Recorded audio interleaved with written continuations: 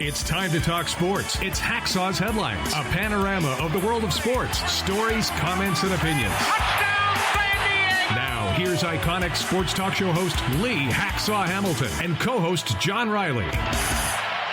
Who wants to talk sports on a Monday? We do, you do. From the Dixieline Lumber and Home Center studios in San Diego, coming off a great sports weekend, we welcome you to our Monday bonus podcast. Good afternoon, everyone. This is Lee Hacksaw Hamilton, along with my co-host, the venerable John Riley, with his opinions from left field, and we welcome you to this podcast, Hacksaw's Headlines, brought to you by Dixieline Lumber and Home Centers, 9 locations to serve you in San Diego. Thinking about projects for the winter, home, pool, patio, or work? Think Dixieline Lumber. Go to dixieline.com for all the things they have to offer. John Riley, have we got a ton of stories, a lot of late-breaking stuff on a Monday? How was your great sports weekend aside from busy? It was busy. I mean, we have playoff soccer to add to the mix over the weekend. But, hey, you're looking sharp right now. Doing a little bit of professional journalism out there on your beat. I was out, press conferences all over the place on a Monday. I was not going to violate the dress code because you look pretty spiffy yourself. Okay. Hey, listen, we're going a lot of different directions. Just a note, when we're done with this podcast, because we put topics on the table and we do sports talk the way it should be done, when we're done telling you the big stories and expressing our opinions, we open it up for you to join us. It's called Fans Forum. John, how does that work? Fans Forum, that's what it's called. So, hey, if you got a question or a comment in the world of sports for Hacksaw, drop your hot take in the live chat, YouTube X, or on Facebook. And I see Michael and Casey have already jumped in, and I think a few more. So, Hacksaw, this is going to be good. Oh, Callan, Dallas, Jay, they're all joining the party, Lee. Right out of the gate. You got opinions, you got questions, you got answers, you got statements to make. The last segment, Fans Forum, it's about a half hour in length. The last segment belongs to you, so get ready to jump on board. We're going a lot of different directions. John, off-season has begun. Let's go wall-to-wall baseball, batting leadoff, first topic on the table. Wall-to-wall, out-of-the-box thinking for the Padres. Boy, I tell you what, the critique, the analysis from around the country about what that guy, A.J. Preller, did with hiring the other guy, Craig Stammen, as manager, has really been amazing. The collective phrase is out of the box. Why would you hire somebody with zero experience like Craig Stammen when there were so many other people to go through the interview process? And some of the criticism of Preller has been kind of sharp. Some of it's kind of witty. Some of them sent a memo to AJ saying, quit trying to reinvent the wheel. You're trying to change baseball. And by the way, there's 3 strikes in baseball, AJ, and this is your 3rd attempt to hire a first-year manager. If this does not work, strike 3, you're out. So the national response has been kind of off the charts, and most of it's been full of zings. At the end of the day, I don't care what the national media says, because I know firsthand who Craig Stammen is, where he came from, what he represents. Going to be fascinating to see as this goes. Now, I will also tell you that there are some more important decisions to be made for the Padres. Quality bench coach. Will it be a former manager? Will it be a veteran coach who's got a world of experience to be the right-hand man to the thinking man, Craig Stammen? Who's going to be the hitting coach? They need to go get somebody with expertise. Do you know that they're about to hire their 12th hitting coach since Preller came on board? Man, a turnover there has been unbelievable. Need a first base coach, need a third base coach. I would think by Friday we'll probably have most of Craig Stammen's coaching staff put in place. Of course, the good news, the people in the bullpen, Ruben Niebla, Fritz, contract extensions, staying with the Friars, so that is huge. The press conferences, they finally held one for Craig Stammen today. It was vis-a-vis Zoom. It was really impressive. It was kind of cool. I'm just going to run through some of the hot quotes from both the new manager and from the general manager speaking from outside the box about what they said. Craig Stammen said, I've been very fortunate. I had a bird's eye view behind the curtain, and I value all the things that I've learned in the last 3 years about the building of a baseball culture. He's talking about Preller, Josh Stein, the people to kind of make the decisions. He was allowed to be part of the inner sanctum, sit at the table during a whole series of process. He said he loves the challenge and he loves new experiences. He says he was always inquisitive. He says, I will lean on my coaches extensively. He says the best part of this organization is they listen to what other people have to say when they sit at the table. And he says this will not be a one-man Craig Stammen show. This will be a collective group together running the Padres clubhouse and in the dugout. He said it was an unbelievable privilege to pitch under Ruben Niebla in Cleveland, pitch under him in San Diego, and now have him as my confidant right-handed pitching coach. Also talked extensively about his uniqueness. He was a long-time relief pitcher. He was a long reliever, could be a part-time starter, both with Washington, Cleveland, and then with San Diego. He said intellectually, he was involved in the game from the first inning through the ninth inning because that phone would ring and he would be up and he would be in ball games. He also said that he really believes working with Ruben Niebla right now, the Padres have a lethal combo in terms of handling major league pitching. He's really excited about keeping that guy as his pitching coach. There's no doubt. He said baseball is really tough. He was very inquisitive with Mike Schilt, and prior to that with Bob Melvin. He always sat and just talked baseball with them, situations, how do you handle it, what if, whatever. This is kind of unique that he talked about the road that he has traveled. He said he partnered extensively with Andy Green when Andy Green was in his first year as manager of the Padres, and he created a bond in the clubhouse when Jace Tingler went around that clubhouse. He saw how Tingler dealt with guys.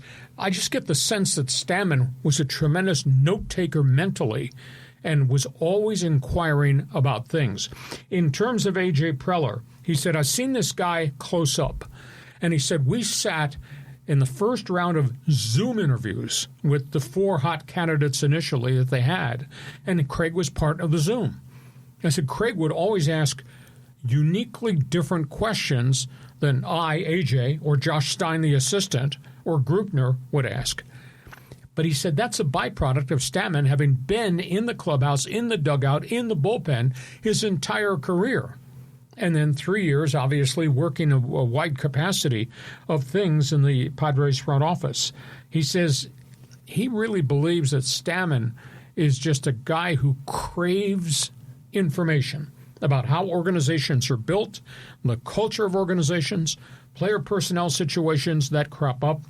He said the most unique thing that he ever had with Stammen occurred in 2020 during the COVID year, because Preller and his baseball people with Peter Seidler had a executive level of veteran players that they would talk to about COVID and what to do and how to handle it. He said Stammen was actively involved in all the conversations about how are we going to practice, the clubhouses are open, when are they going to be closed, the interaction, the travel, etc.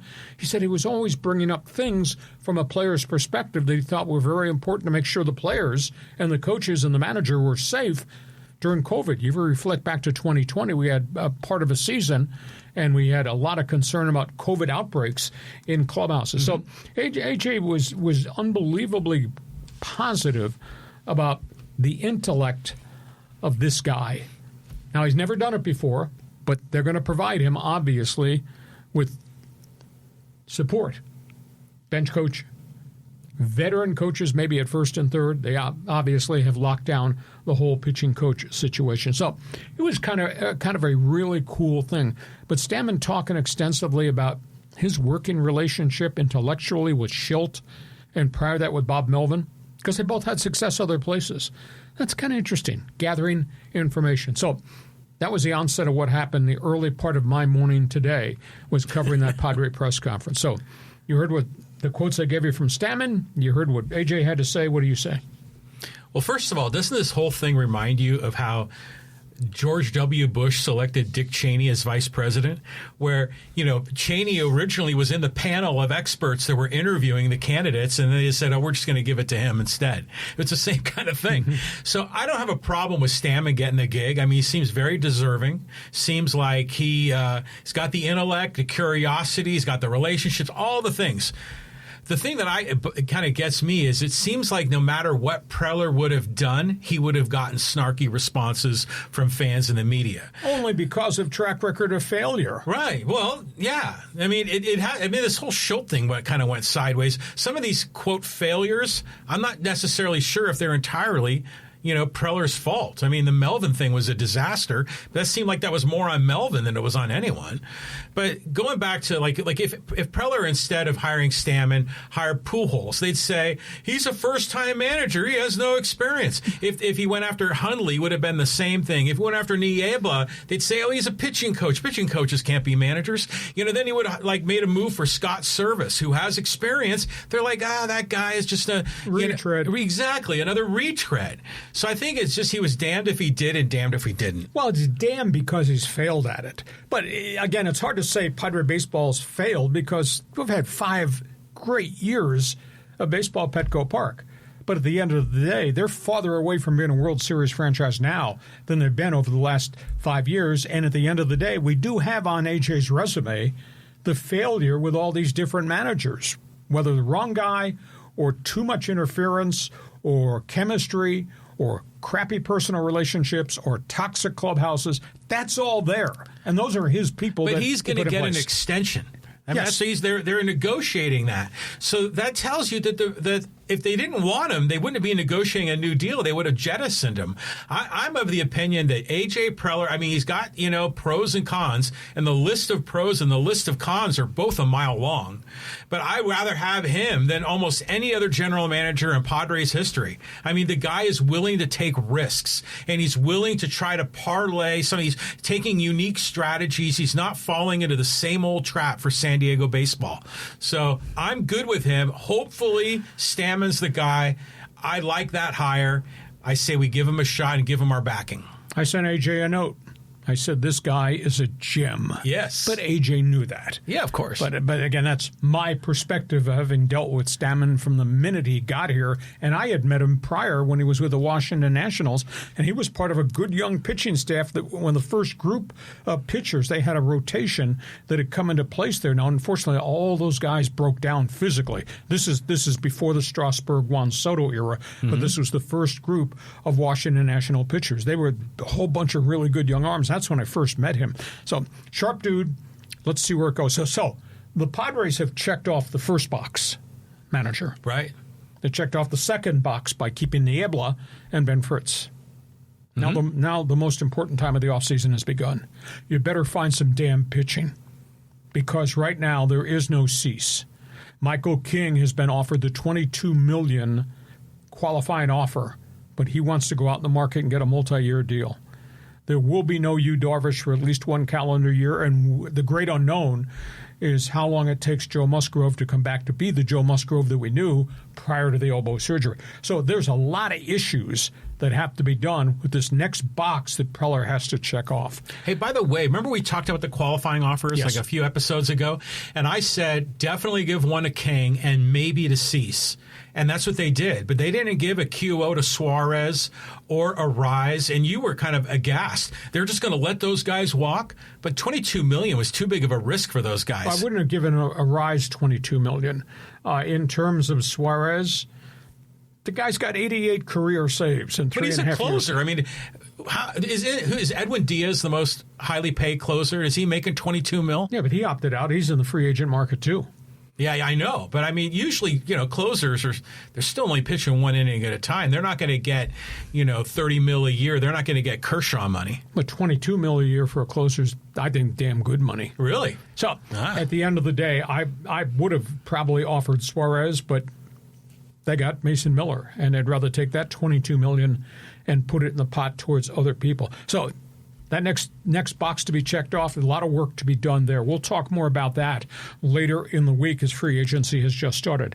So if you're a Padre fan, I just gave you all the hot quotes from today's Meet Craig Stammen press conference. What he said, what his general manager had to say, feel free, jump on board. You believe in this, you say thumbs up or thumbs down with this hire.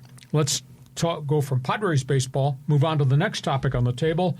This involves the team with the World Series rings. Yeah, and World Series to real life, Lee. Yeah, I'll tell you what, this has been quite an emotional week or so. We had the Dodgers win the World Series, just a fabulous fall classic. We had, obviously, the World Series parade in Los Angeles. We had the unbelievable display of fan-supported Dodger Stadium. And there's a dose of reality that kind of comes in now after the festivities have ended. The family, the wife of Alex Vesia, the Dodger relief pitcher, released the information as to why her husband left the team the day before the rosters were due to go to the World Series. And it's terrible. They lost a baby at childbirth. They saluted everybody in baseball. They put their arms around the Vesia family. Excuse me. I don't know if you noticed this.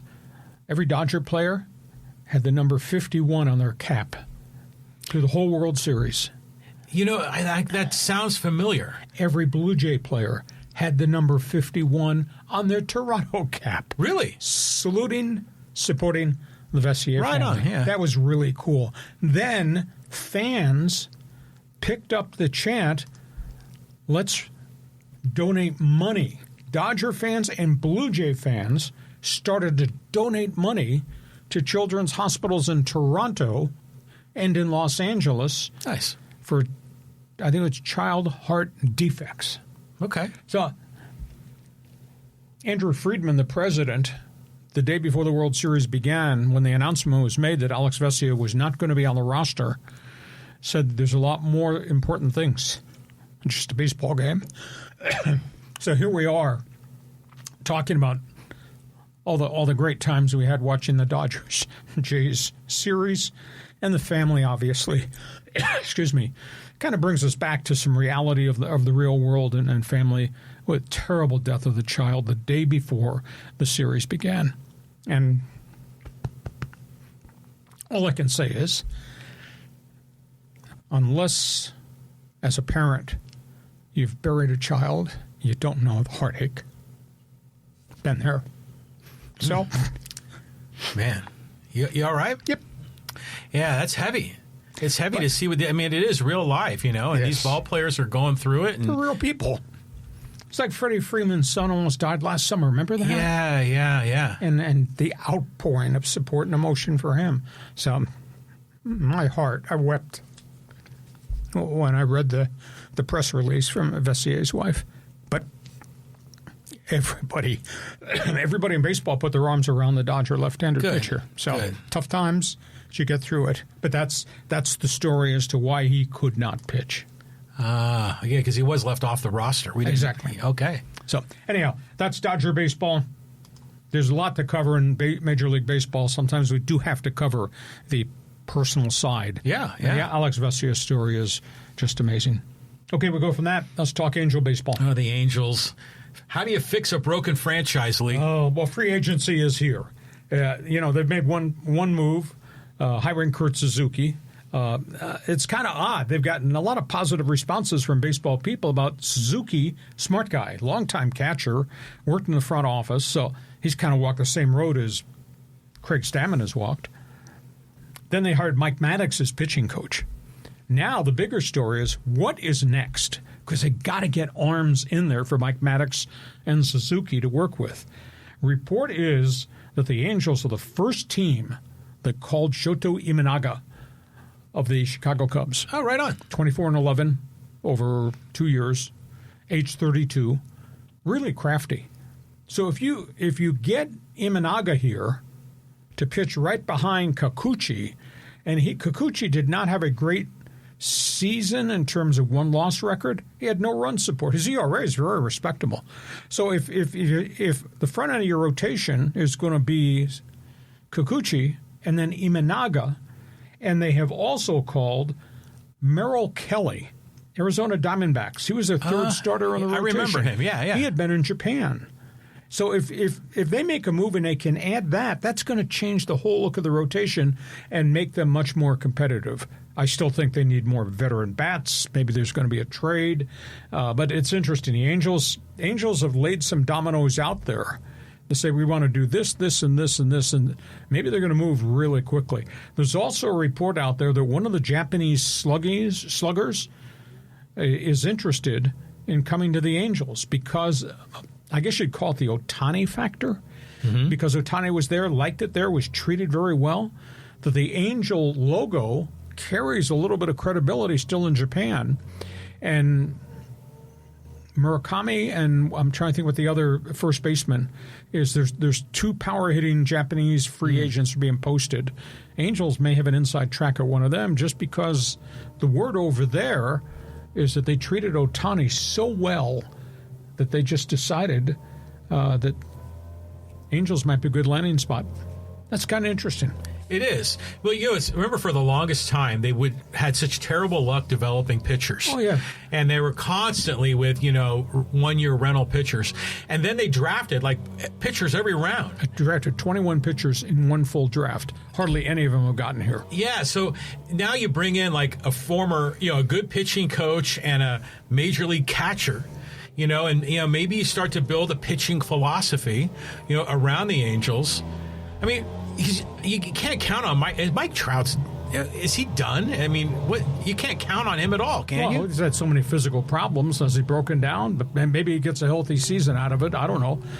But he didn't hit well last season. He did hit for some power, but they've got so many problems there. But if they can address the pitching, that makes them more competitive, and then we'll see if they lure any free agents there. But that's interesting that they've already got Kikuchi, and Kikuchi might become the calling card to get Imanaga. And do those two Japanese pitchers then become the calling card with the past track record they had with Ohtani to go get one of the slugging first basemen out of Japan who are all being posted this week? And Merrill Kelly's coming from Japan. Yeah, well, Merrill Kelly was in Japan, came back and pitched well in Arizona. Okay. So interesting to see if we connect the dots. Well, they're going to have to do something unique there, to try to kickstart this thing. Whole thing. Okay. Angel fans, Dodger fans, we hit a lot of buttons here. Feel free to jump on board. Fans Forum chat box is open because we do talk a ton of baseball here. We're not done. We've got the baseball notebook here to go around. John, where do you want to start? Yeah, we're going to talk here about the Rockies, the Guardians, and the White House. Boy, this one is off the charts. Now, I know this guy from a lot of different angles. I interviewed him a lot. We're talking about Paul DePodesta. He had been in the NFL, which I always thought was a strange move. Depot came from the Athletics. He was a right-hand guy to Sandy Alderson. He was one of the creative guys for Moneyball. So DePodesta had been with the Athletics. DePodesta came to the Padres. DePodesta was a general manager of the Dodgers. He went to work for Alderson with the New York Mets. Laid a lot of groundwork in terms of Moneyball, statistics, analytics, farm system. After he left virtually all these places, they all won. It's kind of interesting. And then I wake up one morning, and he's left baseball, and he's gone to become director of special research for the Cleveland Browns. He's been there 9 years. Had some success, not to blame for the mess that is Deshaun Watson and all that other NFL stuff. All of a sudden, out of nowhere, he exits Cleveland, and on Friday gets hired as president of baseball operations for the Colorado Rockies. Now, can I use this term out of the box and ship it to Denver? Yeah. That's kind of really interesting. I know DePodesta. I've interviewed him multiple times, sat and drank coffee with him. I went to Vero Beach 3 years in a row while he was working for the Dodgers. I found him really unique. He's going to hire his own people. He's going to fix that farm system. And the groundwork he laid, what he did with the Oakland Athletics with Alderson, what he did in a brief period of time with the Padres, he did lay the groundwork with Dodger baseball. What he accomplished with the Mets is kind of impressive. So anything's better than what we got in Colorado. That's for certain. Oh, yeah. 43 and 119, anything's got to be better. For sure. But I got friends in Cleveland said, you're not going to believe this. Depot has left. And they knew that I had a relationship with DePodesta. And this one, they kept it behind the curtain. Nobody knew that he was talking about going back to baseball. So he goes to Colorado with a clean piece of paper. Fascinating story. Next topic, boy, this is dark. This Cleveland Guardian story. Gambling. The indictments handed down yesterday against ace closer Emmanuel Clase and young starting pitcher Luis Ortiz, that these guys were part of prop betting made $460,000 in prop betting by throwing pitches in the dirt and throwing pitches away. The way that I read some of the documentation, it's this thick, couldn't read it all. Some of the documentation was Clase was linked up with gamblers. Clase worked out a deal with gamblers that when I come in to pitch, the first pitch I'm going to throw will be in the dirt or be a wild pitch. Place all your bets on the first pitch I throw in the 7th inning or the 8th inning, whatever it is. And he did it. And he did it like 4 different games. It was only one pitch. But all of his gambling crew loaded their money on a prop bet that the first pitch that Clase throws in a game against the Orioles is going to be in the dirt. Lay your money there. And he threw it in the dirt. That's a weird prop bet. That's what happened. Yeah. And then Clase introduced the young pitcher, Luis Ortiz, a starting pitcher, and he started to do the same thing. And they've got all this, I guess, wiretap or text information. Ortiz texting people. First pitch, 3rd inning against the Red Sox will be a wild pitch. Place your bets. Jesus. So anyhow, they arrested these guys yesterday. They set their bond at $500,000 each. They're just idiots. Oh, it's unbelievable. And we're talking, Clase had just signed a $20 million a year contract, and he's doing this. What are you doing? Yeah. So that's a horrible story there. Do I have to talk about this third thing that you posted here? I don't know why you put this logo of the White House up there. Okay, here we go. Your president. Over the weekend, President Trump. Now, he's pardoned a lot of people that I don't agree with at all. He pardoned Darryl Strawberry. Hey. From all of his convictions. Strawberry, of course, legendary slugger, Mets, Dodgers, etc. A lot of problems in life. Convicted tax evasion, convicted of cocaine possession, served 11 months in prison, massive problems with the IRS. Anyhow, Strawberry got sober. Strawberry did 11 months in the slam. Strawberry paid back with penalties all the IRS money. So Trump pardoned Strawberry. I'm willing to say, okay, I accept that because Strawberry made good on all the wrongs he committed in the course of his life. But that being said, I'm sorry. Your president pardoning slimeball Rudy Giuliani. That's a whole different thing. Your president pardoning everybody that was in prison for January 6th as if it never happened. Sorry. Anyhow, so that's item 1 involving your president. Then your president sounds off on Friday and says, I made this possible. I think they should name the new NFL stadium in Washington, D.C. after me. And the uproar was unbelievable. Again, Josh Harris, owner of the Washington Commanders, formerly the Redskins, they have worked a massive financial deal with unique financing. Trump kind of approved it. Trump thinks they ought to name the stadium after him. And then did you see what happened at Northwest Field in Washington yesterday? Washington hosted the Detroit Lions. Trump was there. Oh, yeah. Ceremony at halftime to honor the military. And here's Trump in the press box reading his statement. I think he was reading like the oath or something. Yeah, he was reading the oath of the military who were being honored. Yeah, they're being enlisted, I think. No, it was those who served. Okay, fair enough. And he got booed nonstop for 3 minutes in a row, to the point you could not hear what he was saying. That was an embarrassment. And even worse than that, Fox TV, during the middle of the Washington Commanders-Detroit Lions game, Washington got their ass kicked. It was terrible. In the middle of that game, Kenny Albert and Jonathan Vilma put Trump on for 9 minutes during the play-by-play to interview him. I'm sorry. I almost had a heart attack. and here's Kenny Albert standing there, shaking his head like everything that's coming out of Trump's mouth was fine. I'm sorry. I'm so pissed at your president because he's playing golf at Mar-a-Lago and he's at the Washington Commanders game, and we have every airline's choked to death because all the federal employees are not being paid, including the air traffic controllers.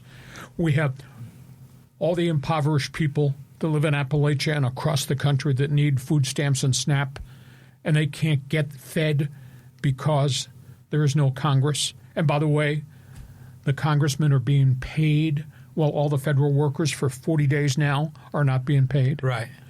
Yeah, you were president. You had to put the White House logo up there. Yeah.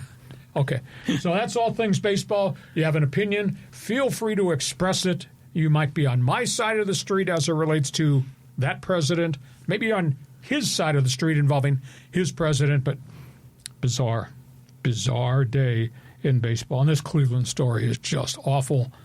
Can I say tip of the iceberg? Because I tend to think it's everywhere. John, go ahead. You respond to everything I did not mean to preach, but go ahead.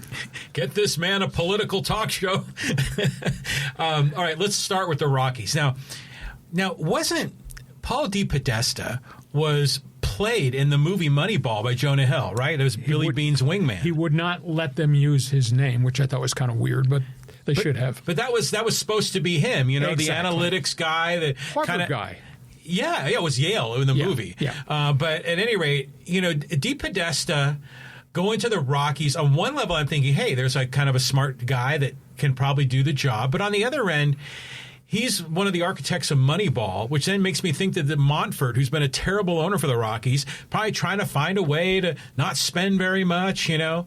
So I don't know. I kind of a mixed reaction. I think overall it's probably good for the Rockies. You know, they have a competent guy there, you know, leading the ship. So the question is, are they going to make some commitments and spending money? And I don't know. The Guardians story, the thing that just things crazy to me, like, why are they so darn dumb? You know, setting up these bets when, like Clase can make, you know, tens of millions of dollars as a closer. Why would you risk your career for this? And then on top of it, when I think of prop bets, usually they're the fun bets in the Super Bowl, like who's going to win the coin toss and which guy's going to score the first touchdown.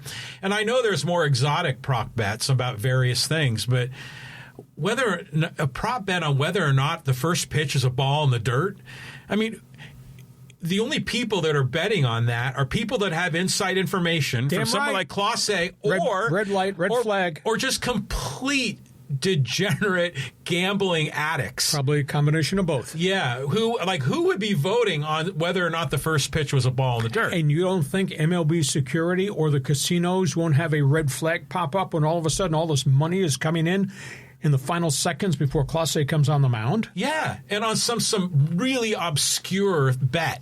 So that was odd to me. Now, I will say this about the White House. I think pardoning Darryl Strawberry is awesome, you know, because my understanding is that, you know, he had tax evasion, but he paid the money back. And cocaine, went to prison. He went to prison for cocaine charges because he just had possession of cocaine and marijuana. He wasn't out there, you know, no one was getting hurt, you know, so he had the prior offense with the tax evasion. So my understanding is he served his time already. It's not like they're letting him out of prison. He served his time. He's reformed his life, you know, and the story was, I guess, that the phone rang at his house, and he picked it up, and they said, hey, we have the President of the United States on the phone for you. And he's like, what? And he put it on speakerphone, and then him and his wife got to hear the message, and that'd be pretty special. Whether or not you like Trump or not, getting a call from the president that says he's going to pardon you, I think is great. I think that's a great message. All the other stuff that you mentioned, we can have a side conversation about a lot of that. But by the way, I like it when the President of the United States, I don't care who it is, when they get in the booth and they kind of yuck it up, you know, with the guys and talk a little sports and the president's connection to sports. But if it turns into like a political platform soapbox, then I've got a problem. 9 minutes of lies in the middle of my NFL game, please. Right. Yeah, I mean, because people generally want to escape from, you know, all the headaches in life, including politics, when they watch sports, you know, so... but, yeah, you know, it's Trump. You know, it makes sense. He's going to want to have his name branded everywhere. So, you know, 100 years from now, America will never forget him. And it's no wonder he wants to get his name on the stadium. Is he going to donate money to put his name on it? Probably not. Well, everybody else, naming rights. Trump's got more money than God now by virtue of crypto and all the other crap. Well, he'll give me your money. You want your name on the stadium? Give me your money. Help Washington, D.C. fund the stadium. You want to be the sponsor? Give me your money. Yeah, well, Trump wants the money to go to him and get the name on the stadium. So, yeah, well, this is supposed to be baseball. We're actually talking football. Okay. With apologies in advance, I can't help his politics. I'm just putting topics on the table. Let's move on. Hey, you got an opinion about what we just talked about? Fans Forum chat box is open for business. We're going from all things that were baseball, spin it. We're going to talk some college football. College football.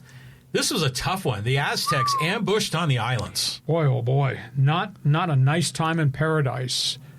That was not what I expected. That was not San Diego State. Press conference today was, not going to say morbid, but the coach was in real defensive mode today, Sean Lewis. I mean, the Aztecs got nailed at Hawaii. I thought they got ambushed by formations. They got ambushed by a mobile quarterback. They got ambushed by 4 wide receivers in a run and shoot. I thought they got beat on both sides at the line of scrimmage, which was really stunning. Michael Alahada, the redshirt freshman quarterback, threw for 326 and 3 touchdowns. Hawaii burned them for an 86-yard kickoff return and a 53-yard pick six along the way. Bad night for Jaden Denegal. At the end of the day, young quarterback, he can't win games by himself. He was 10 for 27 throwing the football. They were 2 for 14 on third downs along the way. It was just a bad outing. I'm willing to accept it as a one-off. They got ambushed on the islands. Now, that being said, got to pick up the pieces. Horrible travel coming home. Long delays. They did not get home till 8:30 a.m. Sunday morning. That game started at 5 o'clock Hawaii time. Yeah, 8 o'clock for us. Yeah. Did not get back here till 8:30. So it's changed everything in terms of meetings and practice. Short work week. Here comes Boise State. First place showdown. The winner of this grabs first place back in the Mountain West. The loser probably is out. One other sidebar note. I don't know why he's acted this way. I've been a huge proponent, backer of John David Wicker. Why he would be so defiant talking about the ticket price controversy and the empty seats at San Diego State because everybody else is talking about it. Just defiant.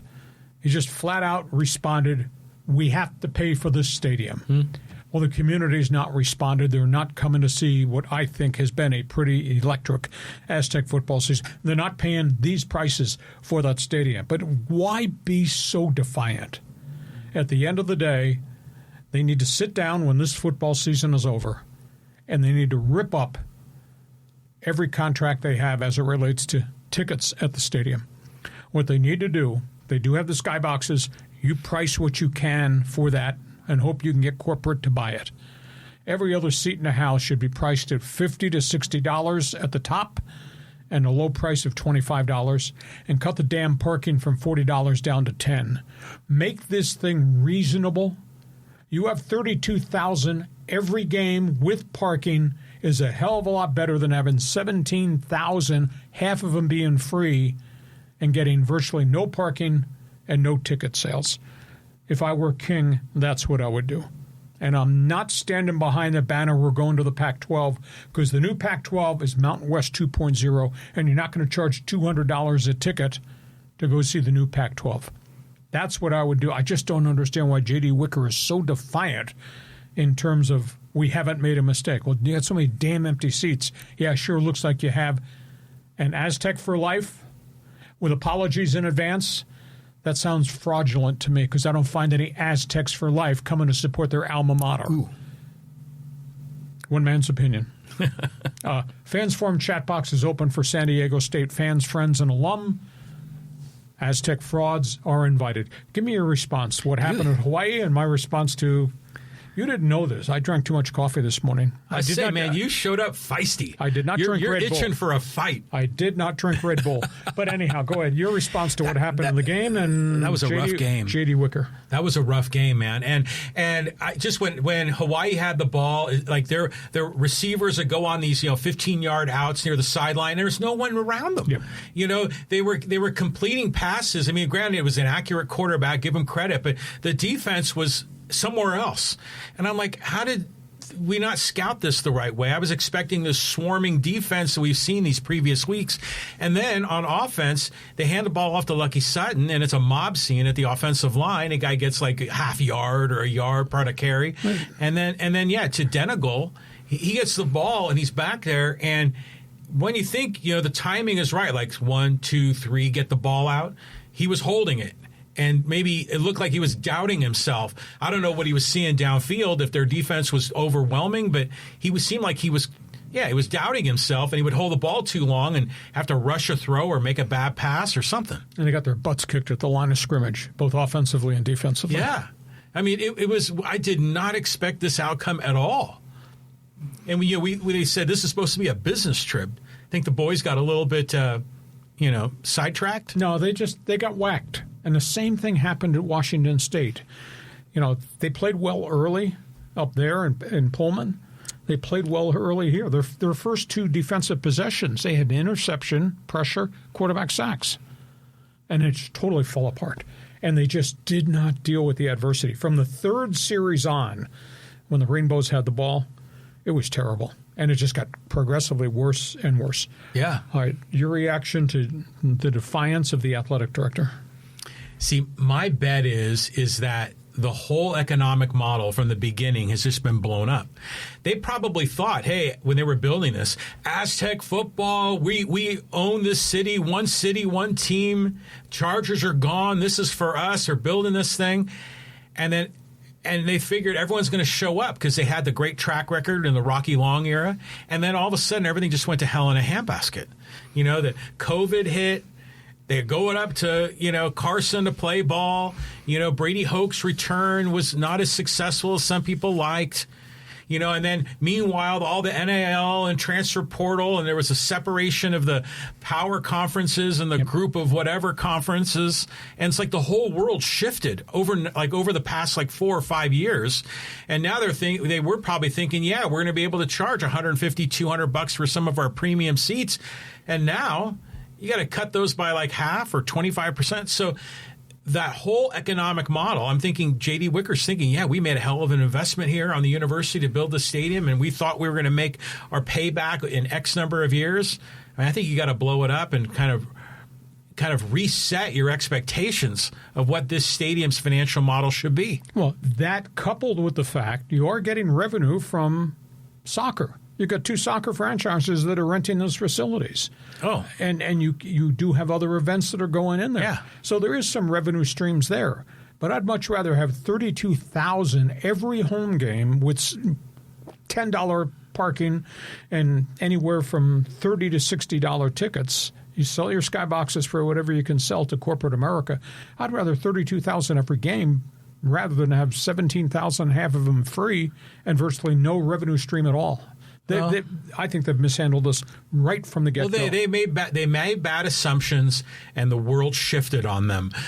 So they're going to have to revise the model. But if you discount the heck out of ticket prices and parking, it's going to be hard for them to lift that price up over time. Now, as fans, we want cheap prices. As fans, we want to give away tickets to the students to fill it up, to create the energy. But, the reality is that stadium is an expense, and they've got to have revenue to cover their expenses. So I don't know what the books look like on this whole thing, but at minimum, they should be able to take the end zone seats, the nosebleed seats, and at least make those dirt cheap, even if you want to hold the premium value of the 50-yard line chair. Okay. We go from Aztec. Feel free to join us. That's why we're doing this Fans Forum segment. When we're done, we're going from Aztec football To the college scoreboard, we're just going to move through this quickly. Wow, what a weekend. Great games, Lee. Let's start with the Oregon Ducks. That game in Iowa City in the driving rain. Dante Moore just makes some unbelievable passes on the final drive of the game. How about the Ducks coming out of character? We can't throw it because it's raining sideways, no problem. We're going to run for 261 yards. And Iowa, which has historically not been a great offensive team, put up a hell of a fight. But Oregon is Oregon. What a great game. The Ducks won that. Only superseded by what happened at State College, Pennsylvania. That whiteout Penn State, 106,000 Beaver Stadium, Indiana Hoosiers in big trouble. That game flipped in the second half. Penn State became what Penn State used to be under Joe Paterno. We're going to run the ball, damn it. What are you going to do about it? And they climbed back into the game, and they took the lead. And I thought, here, Indiana season is over. And Fernando Mendoza, the Cal transfer quarterback, he took him 80 yards in 75 seconds with no timeouts, and then throws a touchdown on the back line of the end zone. Thank goodness for replay. That was incredible. That was an incredible finish to the game. Indiana is still unbeaten. Penn State, man, did they put up quite a fight. USC, they got a problem on their hands. Big Ten's going to nail them. USC posted a victory this past weekend, beat Northwestern. Trojans are 7-2. Jaden Mayava goes for 299, couple more touchdowns. Third-string running back King Miller, another big game, 129 yards rushing. But they're going to get socked by the Big Ten. I don't know if you're aware of this. In the game in the second quarter, they were about to punt to Northwestern, and they put a guy wearing a punter's jersey number in to punt. But it wasn't their punter, it was their third quarterback, Sam Heward. He wore number 80, which is the number of the punter. Yeah. Northwestern never picked up on it. Boom, he gets a long snap, fakes the kick, throws a first down completion, they get down and score. Wound up being a difference in the game. They pulled one over on Northwestern. The Big Ten says, no, that you can't do that. So I bet there's going to be a fine, maybe 50,000, maybe 100,000. I think they're going to nail USC. Lincoln Riley was, look what I did. It's kind of stretching the playing rules. Yeah. You know, college football does have, because of the numbers of guys, multiple players wearing the same number. Because they have like more than 100 guys. Yeah, at home games. Yeah. Everybody dresses. So, but they don't play. But there were two number 80s there. One is the punter who always wore number 80, and Sam Heward, who showed up wearing number 80, had never worn it before. And they sprung it on Northwestern. Yeah, that's a quarterback number. Yeah, right. Not so. So anyhow, that's USC's storyline. Keep an eye out. The sanctions coming there. UCLA, wow. They got whacked by Nebraska. Yeah, they fought back at the end, but they got killed by Nebraska. They are 3-6. Now they've got another 2-game losing streak around their neck. And where do they go Saturday? Horseshoe, Ohio State. Has anybody in modern-day football scored 100 points against somebody? Oh. UCLA at Ohio State. Wow. Anyhow, college football, go ahead. You got a comment. Yeah, a few. I just remember watching the College Game Day, and they were, they do the pick'ems, and everyone picked the Ducks over, the Hawkeyes, but Kirk Herbstreit said, no, I think Iowa's going to win this, and they're going to win it ugly, on a field goal at the end. It'll be something like 16-13. He was almost right. Oh, it was ugly. It was raining sideways. Exactly. So he almost had it right. That IU game, the way that Penn State went ahead, and then IU with like 2 minutes or something like that left on the clock and marched all the way down the field, and, what's his name?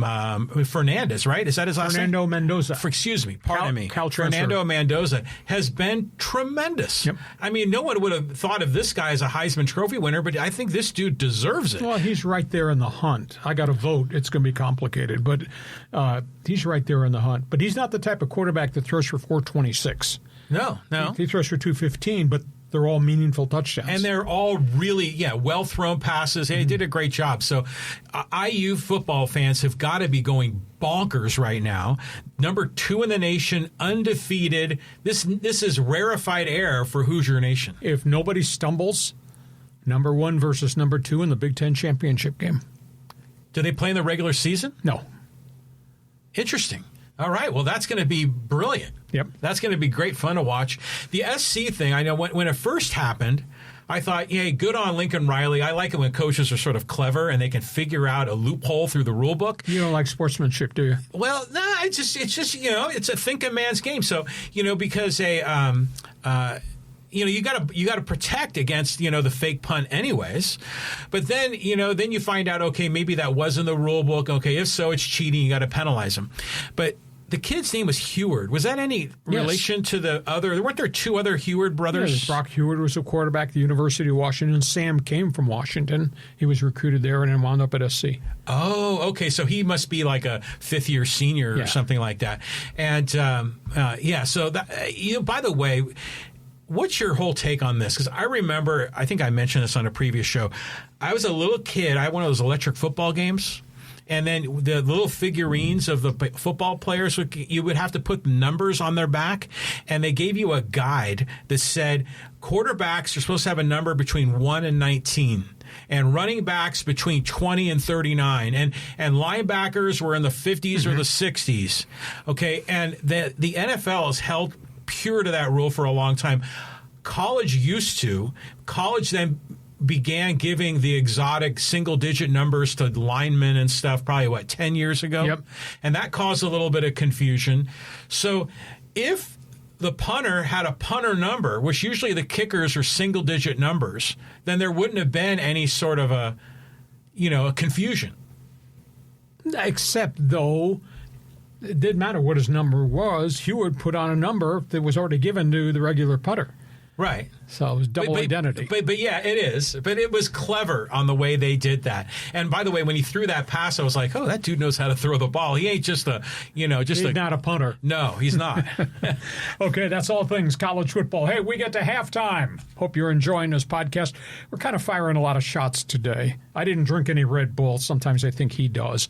But anyhow, this podcast is brought to you by Dixieline Lumber and Home Centers, 9 locations to serve you in San Diego. What I like most about Dixieline, it's gotten really chilly at night, finally, here in San Diego. My house is always warm, and I haven't even turned the heat on yet because I got windows and I got doors from Dixieline Lumber. That's just one of the many, many facets of things that Dixieline does for you. John, take the ball, don't fumble it. Let's talk about windows and doors. Yeah, windows and doors it's a very competitive business, Lee. You go online, windows and door companies advertise on TV. There's a lot of them out there. But the great thing about Dixieline when it comes to windows and doors is this is a company that's been in business for over 100 years in San Diego. You can trust them, to set up this the right way. They're not an overnight, come and go company. This is a business that you can count on.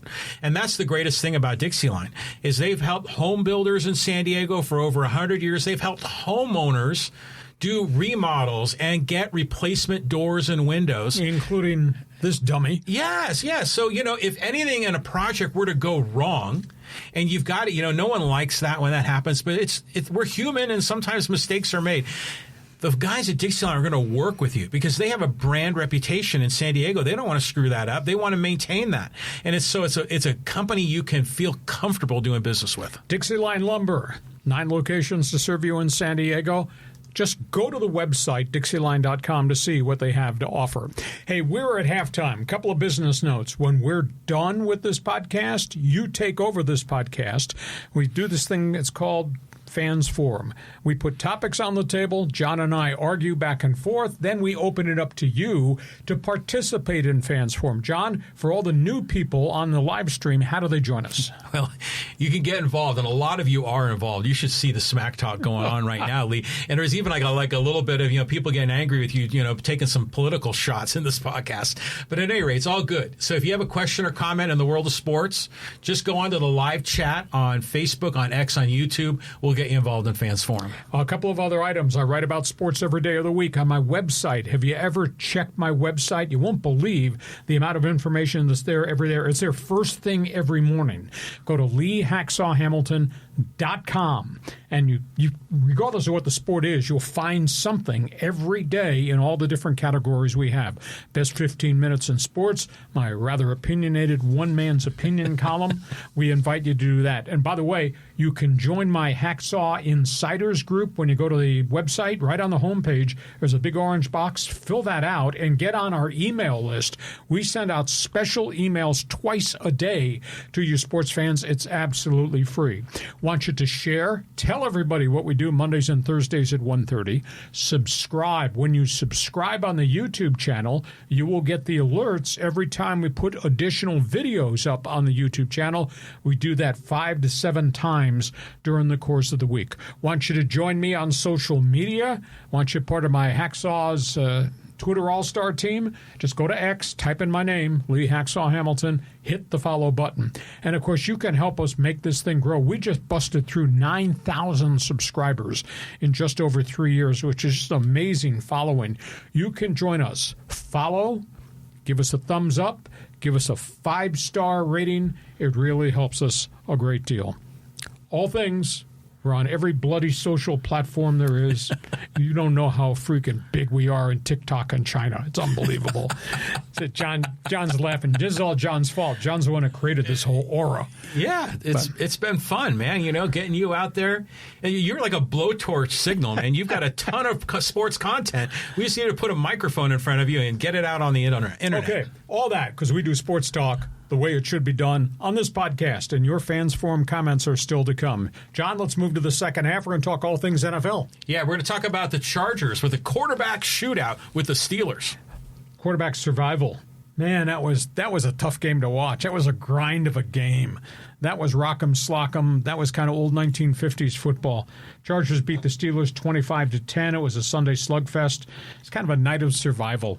Justin Herbert just got battered. And for the first time, I did not think he was going to get up. He injured both ankles. Herbert, 5 sacks, finished with 220 throwing the football, got hit 8 other times. Cam Vidal, the young second-year running back, saved him. They couldn't do anything offensively till the second half. He had 95 yards rushing, most of them in the second half. Led McConkey, catch me if you can. He wound up with 4 catches for 107 yards. Defense had 3 takeaways. Defense just made Aaron Rodgers' life absolutely miserable. Pittsburgh had all types of problems with penalties. Cameron Dicker, 59-yard field goal. Chris Boswell, Pittsburgh's guy, had a 59-yard field goal, too. Chargers win it. They're sitting there at 7-3. They go to Jacksonville next, then they get the bye week, and then they start to play real people. Pittsburgh's just a mess. I thought it was really fascinating. I like Chris Collinsworth. I've known him a long time, interviewed him a bunch of times. What did Chris Collinsworth say during the course of that broadcast last night about the Steelers? Exact same damn thing I've said all year. Pedestrian offense, don't have anybody with speed to get down the field to help the big wide receiver, Metcalf. Not the running backs that they used to be. So, Chris Collinsworth, thank you for listening to this podcast. I was going to say, is he plagiarizing you? Is he lifting content from you? No, smart minds can see what is going on there. You know, it was interesting in that game. I mean, first of all, it started off, what was it, 2-3 or 3-2 for a while, which is bizarre. Inning. Yeah. So, It was an interesting game how the thing evolved. One of the things I noticed about Aaron Rodgers, other than the fact that his helmet looks like he has like a little visor on the front, but I noticed just the way that when he would go like 1, 2, 3, boom, and he would throw the ball. It was a quick drop throw, but he was throwing the ball from his ear. Mm-hmm. You know, he wasn't doing like a wind up and throw. Flick of the wrist. Like a flick, yeah. And it was interesting to see how that ball was coming out. And then I started thinking, has he always been that way? Yes. Okay, I just never really saw it that way. Well, his problem is he was having to move the pocket all the time. The pass protection was terrible, and he'd never had clear looks at people, and he was just flicking the ball to get it out of there. And he took hits, he took sacks along the way. I mean, he's still dynamic enough to make some plays, but last night he did not. Now, he had open guys in the first half. He had guys wide open. He just couldn't get the ball to him, or he overthrew him. Well, there was that one of the interceptions that was right in his hands, bounced up in the air, and it got picked off by the Chargers. Yeah, DK Metcalf open by 10 yards. Oh, I remember that one. Down the sideline right at the start of the first quarter. Would have changed the whole bloody game. Might have made it 10-0. Instead, He overshot him. So this team has got so much trouble, but they're 7-3. I mean, who would have thunk? Yeah, they can't survive though. Can they? Well, no. Pittsburgh's not 7-3. No. I mean, I'm talking about the Chargers. Oh, the Chargers are 7-3, and they'll go to Jacksonville. Should win that because Jacksonville is ripped by injuries. But then they come home. They get a bye week, but the problems are enormous in the offensive line. Yeah, exactly. And they start playing real people after they come out of this bye. Okay. Yeah. So that's where we are. But Alt is out for the year. Oh yeah, surgery. Okay, and Slater, of course, out for the year. Yeah.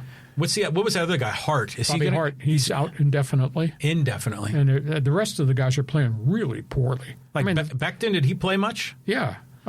See these guys go by him? And the center's been terrible. Bozeman? Yeah, and Zion Johnson broke down again. I mean, when your quarterback takes 5 sacks and 8 other hits, and I mean, he got hammered so bad. I mean, he got hurt. It looked almost like a hip drop tackle that maybe should have been a penalty flag, but the play happened so doggone quickly, and he was going down and he fell backwards. I don't think there was any intent by the Steeler guy sacking him, but he took so many wicked shots. He's been sacked 33 times now. Well, you had that one. Was it Pressures? It was like 158 so far for the year. Something crazy. Pressures and hits through the roof, and 33 sacks. That's a beating. And there's no way at this point. This is not on Joe Ortiz. They just got so many injuries. You can't go find offensive linemen. I'll be intrigued to see the guy they traded for from New Orleans because I liked him coming out, Trevor Penning, but New Orleans got rid of him. They tried him at 3 different positions and said, that's it. And they traded a kid they took in the first round. They only got a 6th-round pick for him. So I don't know that Penning's an answer either. Dumpster diving. Oh, boy. Okay, we go from all things Chargers. You got a comment? Feel free to join us. Let's talk about the other team in L.A. because this is the team we ought to be talking about. Yeah, the L.A. Rams against the Niners. It was a West Coast war. Yeah, let's talk about this. These two teams went after each other. Quarterbacks went after each other. The Rams post another victory. The Rams are 7-2. They should be 9-0. Had they not had kicking problems, they'd be 9-0. Defense was just unbelievable. L.A. post a 42-26 win. Matthew Stafford throws for 280 and 4 touchdowns. Matthew Stafford now has 25 touchdowns and 2 picks this season. That's amazing. His career his career quarterback rating has never been this high. It's like 119 now for a 37-year-old quarterback. He's just playing really well. Threw 4 touchdown passes to 4 different wide receivers. He's got 13 touchdowns in his last 3 games. He's gone 6 straight games with no interceptions. Wait. Go back to that. 13 touchdowns in his last 3 games? 3 starts, yes. Wow. Yeah, he's wheeling and dealing. They're averaging 401 yards per game on offense. Right now, they're a complete football team. Now, I don't know what the hell you're doing Sunday, but you'd be watching Rams, Seattle, Sunday. Oh, that'll be good. Oh, big time in the NFC West again. So, all things Rams football. And by the way, the defense is just blasting people. Ton of sacks, takeaways, and they play with their hair on fire. It's just, and Sean McVay is such a great coach. Holy cow, he's got these guys so motivated. It's pretty impressive. Did you see the Stafford's no-look pass? Where he was like, what was he doing? He was like looking this way and he threw it that way. Yeah. And it was a touchdown pass to one of the tight ends. And I was like, this guy's playing on a different level. Yep. And when they got Matthew Stafford, I expected him to be like kind of an older quarterback, that was kind of on the tail end of his career. Well, but this guy's playing like a young kid. Got him in the Super Bowl. He did get battered, has had injury problems. This year, the protection's been unbelievable. He's getting the ball out of there real quick. He's got a lot of people. A lot of skilled people. Interesting. So, yeah, I mean, right now the Niners, I'm shocked they're doing as well as they are. Well, they're hanging on for dear life. Their head's above water, but they're starting to sink by virtue of the injuries. And Mac Jones, he's hung in there. He's played pretty well for him. Now, they think Brock Purdy's going to try to play this week, but how long before he goes down again? They just signed him to that big contract, too. Okay, Rams fan, join us. Stafford. I mean, in modern day, 25 touchdowns and 2 picks. That's absolutely amazing. That's wow. Okay, let's check the out-of-town scoreboard. Okay, let's get the big board up here. Start with the Patriots. New England Patriots beat Tampa Bay. Kind of beat them real badly, but Tampa Bay has got so many injuries. Baker Mayfield just cannot do it by himself. The Pats have now won 7 in a row. Belichick's in the rearview mirror. Totally. Totally. Drake May throws for 270. Travion Henderson, young running back, Ohio State, 147 on the ground, including 63-yard touchdown run right at the end that sealed the victory. New England is really playing well. Denver, man, that was ugly Thursday night. Oh, yeah. That set football back. That was a bad game. There's something not right with the Broncos. I don't understand where they are offensively, why it's been such a struggle. They're paying Cortland Sutton a ton of money. How come Sean Payton's not targeting him a lot? I mean, that guy should get 10 passes a game and see if he can catch 5 or 6 per game. He's a great talent, but he's not. He's had games where he catches 2 balls. How's that possible? They're not getting what they thought they were going to get out of their tight end. They signed Evan Ingram. J.K. Dobbins is running the ball a little bit better, but they're living off their defense. This is a pretty unimpressive 8-2 Bronco team offensively. It's a pretty impressive 8-2 Bronco team. 42 sacks on the season. Oh, yeah. Denver. They're tough. Yeah, and third down conversions. Good luck to you on third down if you think you can convert this. And the Raiders are going in the wrong direction. Holy cow, 188 yards in offense. Geno Smith just looks terrible. Got hurt. They got Genti. They have no offensive line. Brock Bowers, they didn't target very much this past week. He'd caught 12 the week prior. Raiders are just in disarray. Not in disarray is Seattle. Seattle wallops Arizona. They did something in the first half last night against Arizona you never see. DeMarcus Lawrence, defensive end, ex-Dallas Cowboy, picked up 2 fumbles, took one back for 33, the other back for 44, and scored both of them. Wow. You don't see that. And Sam Darnold just continues to do well. Defense had 5 sacks to go with the fumble recoveries in that Seattle victory over Arizona. Indianapolis survived the Atlanta Falcons. Colts are 8-2. Thank you, Jonathan Taylor. He ran for 244. He stampeded Atlanta's defense, 3 touchdowns. Now, I don't know what's going on with Daniel Jones, but Daniel Jones all of a sudden is starting to play like Daniel Jones played with the Giants. Picks, fumbles, sacks. He's thrown 4 interceptions and fumbled 6 times in his last 2 games. But they're 8-2. They're 8-2. Exactly. He took 7 sacks yesterday. So suddenly Indianapolis is kind of leaking oil a little bit, but they are 8-2. Miami. Please explain this. This was crazy. Or to quote Jim Rome, drug test. I know. How the hell's Miami beat Buffalo? I don't know. Please explain that to me. Just the shocker. Devon Deshane, the big running back, big game, 174 yards. That might be the second best game of his entire career. Tua threw for 173. Awful lot on Josh Allen. He can't do it by himself. They didn't run the football worth a lick. I don't know how Miami played this level of defense. Haven't played this level of defense all season long. They posted the victory. New York Jets beat Cleveland. 74-yard punt return for a touchdown, 99-yard kickoff return for a touchdown for the Jets. They had to do that because their starting quarterback threw for 54 yards. In modern-day NFL football, it is 2025, is it not?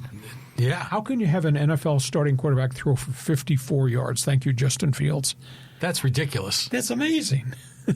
But they had the 2 big touchdown returns of 74 and 99 as they beat the Cleveland Browns.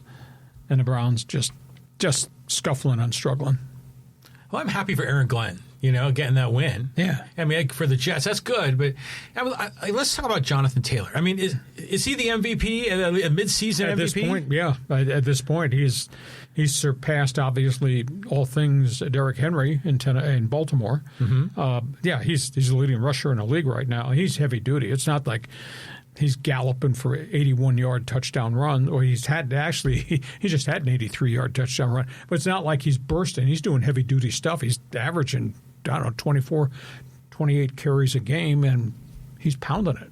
Yeah. So, I mean, good on him. I mean, he's a refreshing, something exciting in Indianapolis. He's been there, too. It's not like he's just new. He's been there a long time, 4, 5, 6 years as their lead bell cow running back.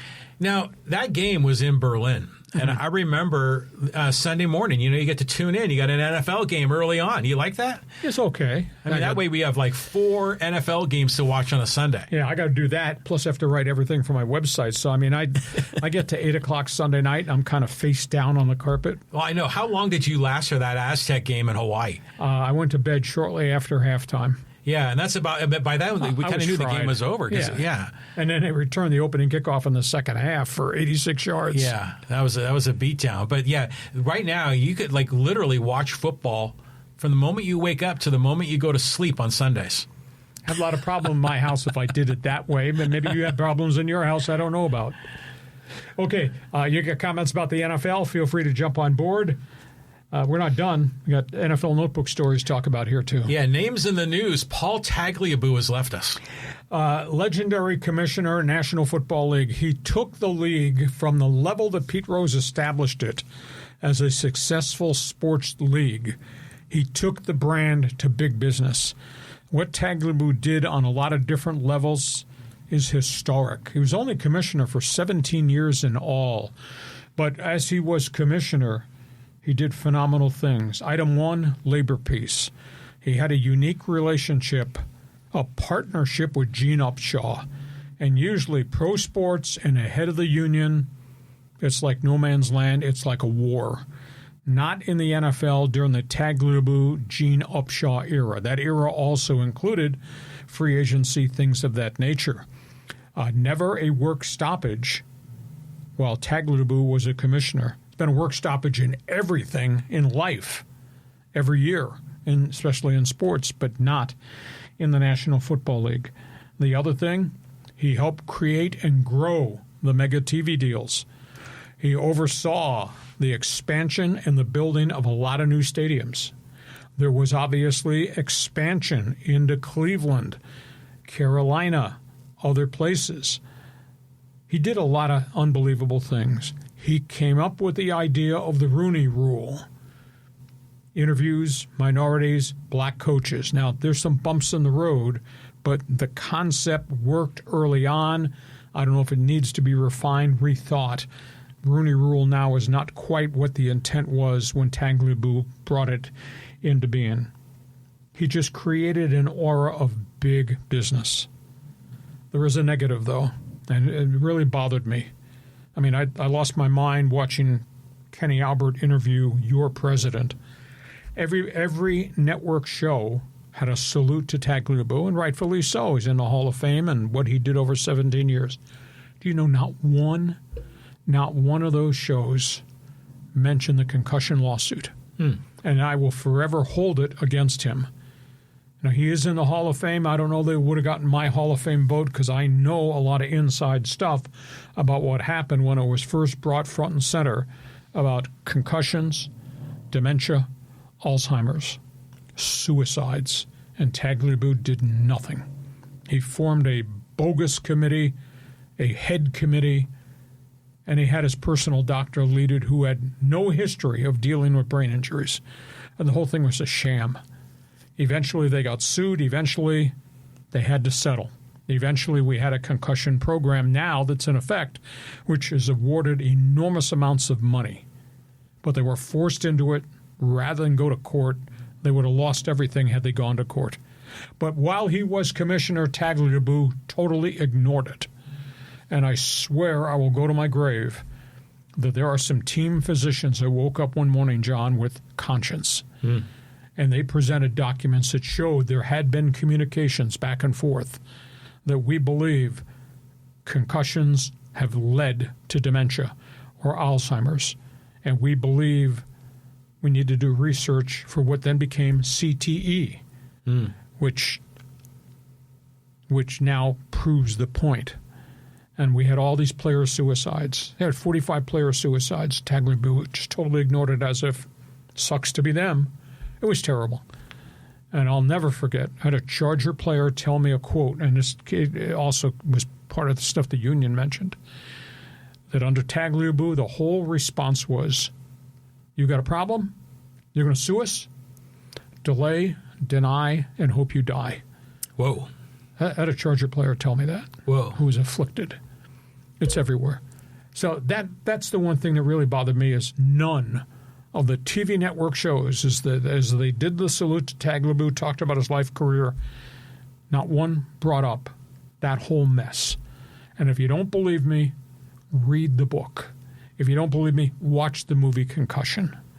It's out there. It'll tell you a story. So anyhow, that's Paul Tagliabue. Second topic on the table. They got him. New York Giants fired their coach Brian Daboll today. And that situation is such a mess. They've lost so many bad games. I don't think he was qualified. His career record with the Giants was 20, 40, and 1. And battered by injuries. Bad front office. Bad drafts. Jackson Dart got hurt again yesterday. Fourth time he's had to go to the blue tent this season to be evaluated. Now they think he does have a concussion. But Brian Daboll, I just think, was a misfit as a head coach. And they've had so many bad head coaches there. The Mara family needs to do something different in terms of who's advising them, whom they should hire, but he just got fired.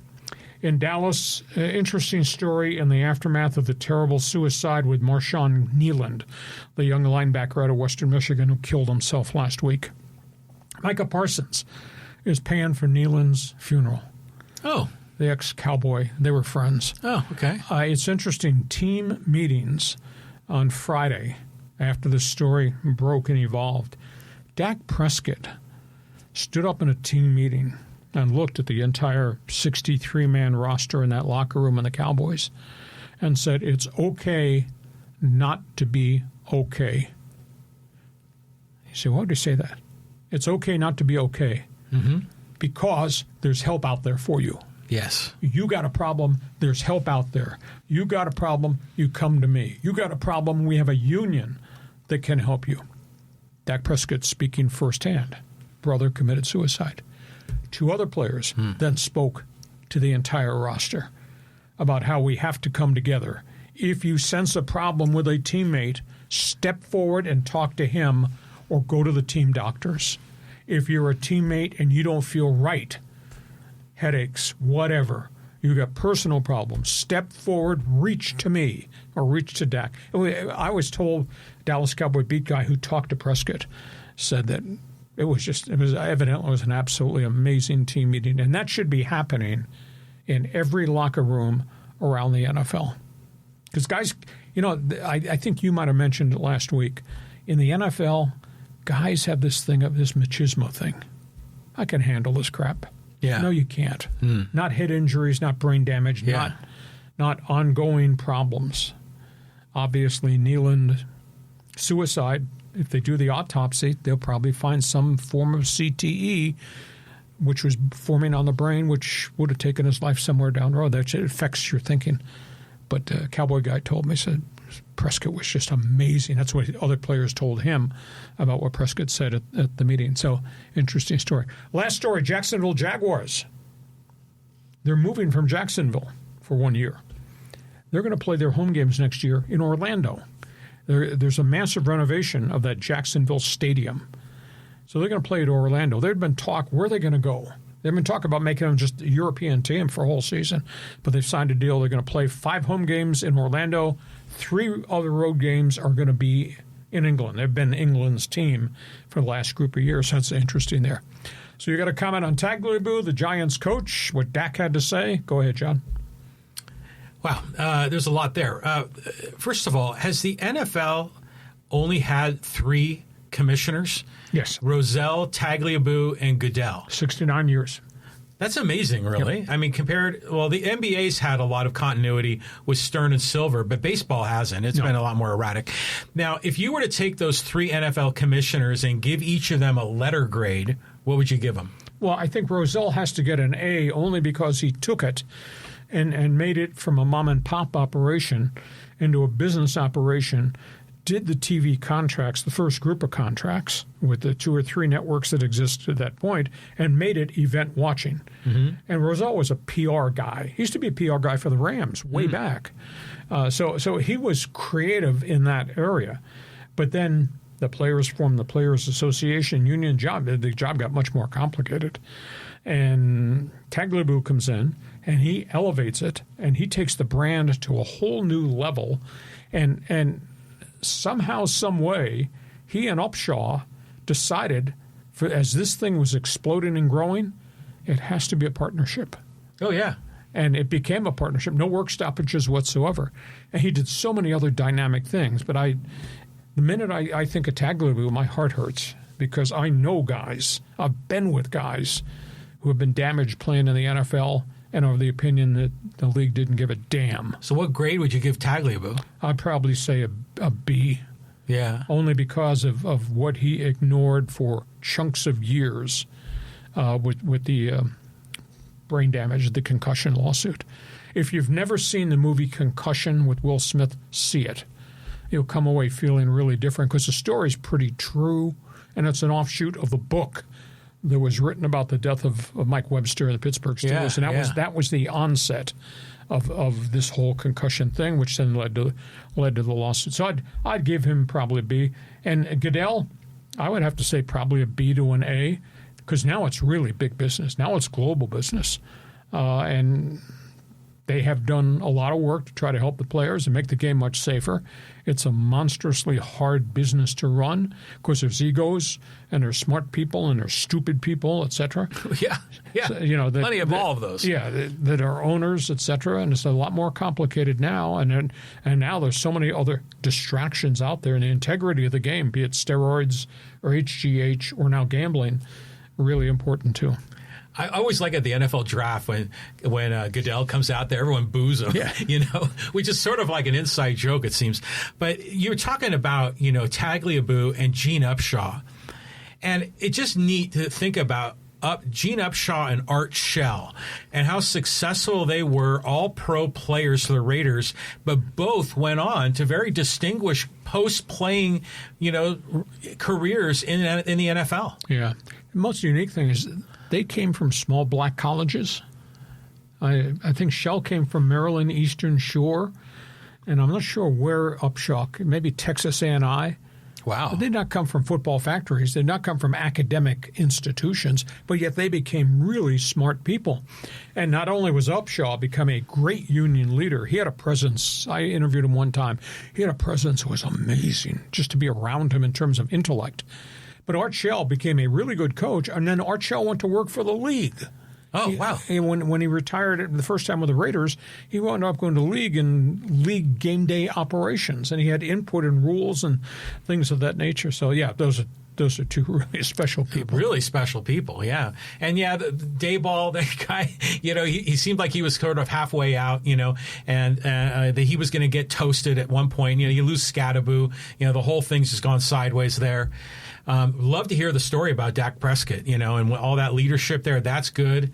And yeah, the Jaguars are sort of like the Globetrotters, right? Yeah. They sort of bounce around. They're the team that seems to play in London the most. Except they don't win. Globetrotters do win. Yeah, okay. Okay, that's all things NFL Notebook. You have an opinion on Tagliabue? I said a lot. I've been preaching a lot today because I just have a lot of strong emotions about the stories that we've been covering today on this podcast. But feel free, Fans Forum chat box is open.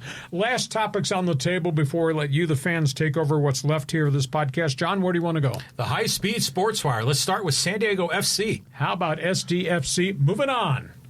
They dominated. They really played well. 4-0 win over Portland Timbers on Sunday night, 32,000 at the party at Snapdragon Stadium.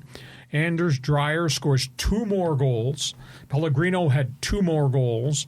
Goalkeeping came up big. Portland had some chances to climb back in the game, and their fullbacks played really well, so did their goalkeeper. Now, it's weird.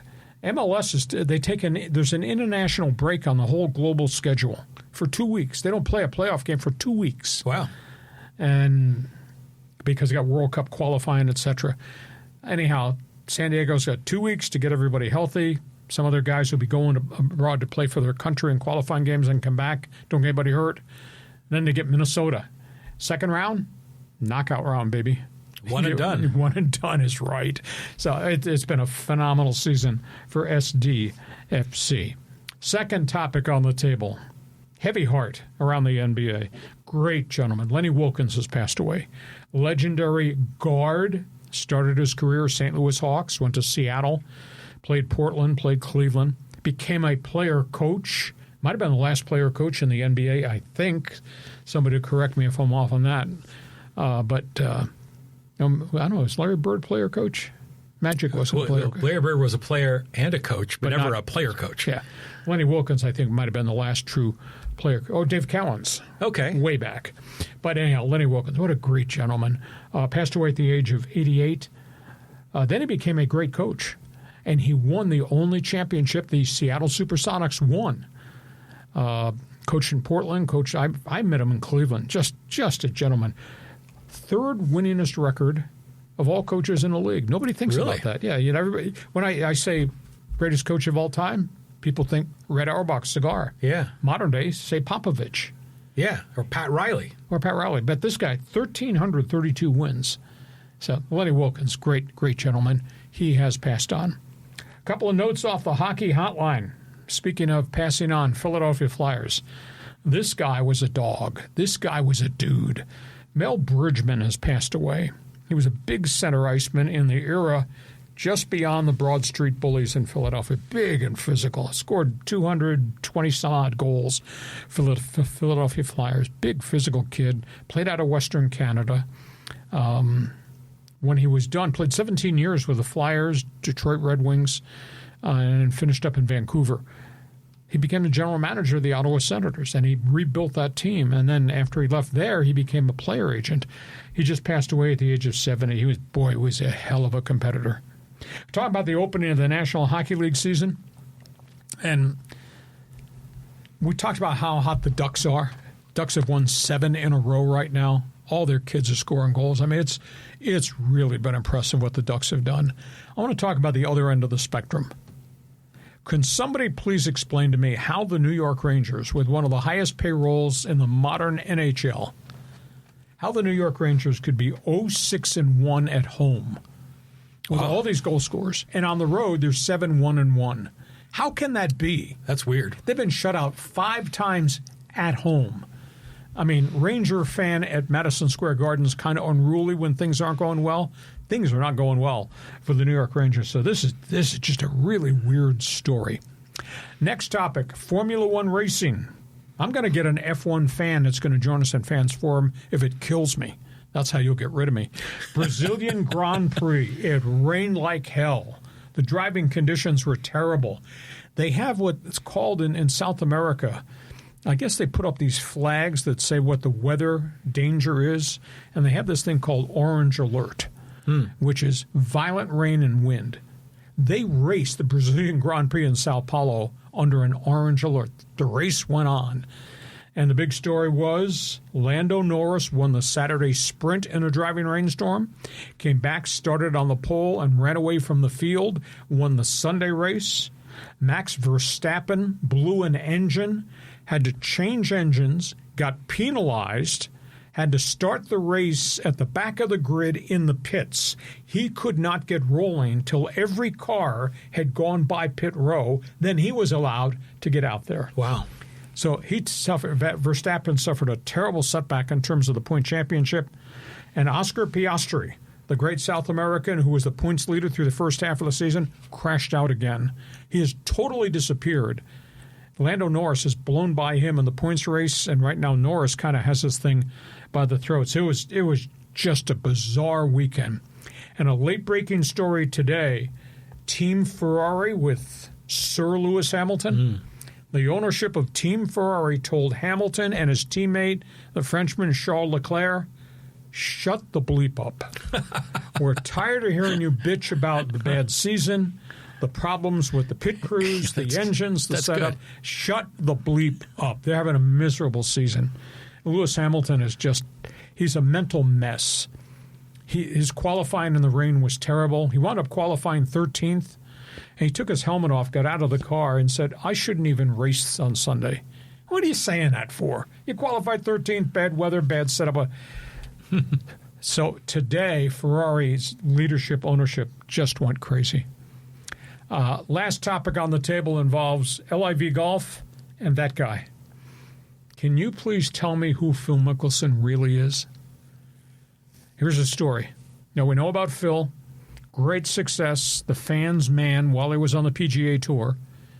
He betrayed everybody, went and took the money in Saudi Arabia, got suspended by the PGA Tours, never been forgiven. His game has eroded away as age has caught up to him. He was involved in a lot of junk off the course with a Las Vegas gambler who went to prison, insider trading over purchase of stock that his name showed up on. He had to sell the stock immediately, never got prosecuted. Had it been any other guy like me or him, probably would have gone to jail. Mickelson's in trouble again off the course. Mickelson has just hired a defamation lawyer. He's going after a business website that has evidently gotten documentation that Mickelson was given access to insider trading information on Exxon oil drills off the coast of Houston, and evidently was caught on, I don't know if it was a wiretap or texts or somehow an interview, talking to other people about making a purchase now, better make it now because some stock's going to be sold, etc. That's what's being portrayed. And Mickelson has just hired a defamation lawyer to go after this website. So please tell me who this guy really is. Fans man, great star, but all this junk off the course with investments and money and big-time gambler, and now a second insider trading accusation after the last one where he got caught with his fingerprints on documents. Jeez. Who is he? Go ahead, Jen, your turn. Respond. I threw a lot of stuff out there. Yeah, who is he? It is weird. I mean, but if you like the whole idea of wheeling and dealing, in sports betting, well, I mean, if you're wheeling and dealing on stock tips, I mean, that's like sports betting, to a degree. You're kind of playing the market. But I don't know. Phil is a likable guy. But I don't know. I just sort of forget about him. He's on LIV. I mean, because I don't really pay much attention to it. But it is an odd story. The story of this whole board here is this first one, San Diego FC. That was fantastic. I mean, 4-0, in a clincher game that you had to win, and the fans were electric out there, and Anders Dreyer and Pellegrino with 2 goals each. That was fantastic. I mean, it's just nice to see a San Diego team having some success, which is so rare. And now they're going to go to Minnesota. I guess it's going to be knockout, just like the March Madness bracket, right? You got to win to advance. They play Minnesota here, though. That's huge. That is huge. Yeah. So good on them. Well deserved. And then when they interviewed Mikey Varas after the game, they're like, "Well, Coach, what do you think about Minnesota?" And he goes, "I'm not thinking about that, man. Today we're going to celebrate our victory today." And granted, it's coach talk, but it's the right message. To celebrate the win and then turn the page and worry about Minnesota later. But the coach was out there with the players. They're engaging with the fans, signing autographs after the game. It was just a big celebration. Here's a question. If I look off to the distance out there, what do I see? Now, I'm not talking about the green curtain or the purple curtain. Soccer fan, if I look off to the distance, what do I see as we march through the MLS playoffs? Lionel Messi, Inter Miami. Yeah. Because they're in the other bracket, and they keep winning. Could you imagine SDFC and Inter Miami, Dreyer and Chucky versus Lionel Messi? That'd be great. In a championship game? That could happen. Well, things have to happen before that happens. Well, so I think now they're down to a final 8, right?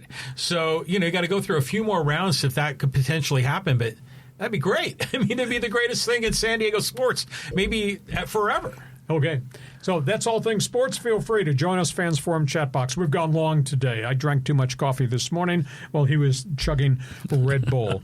Time for Fans Forum, your chance to jump on board. Podcast brought to you by Dixieline Lumber and Home Centers, 9 locations to serve you in San Diego. Go to Dixieline.com to see all the things that they have to offer. God, this feels like we started this podcast about a week ago.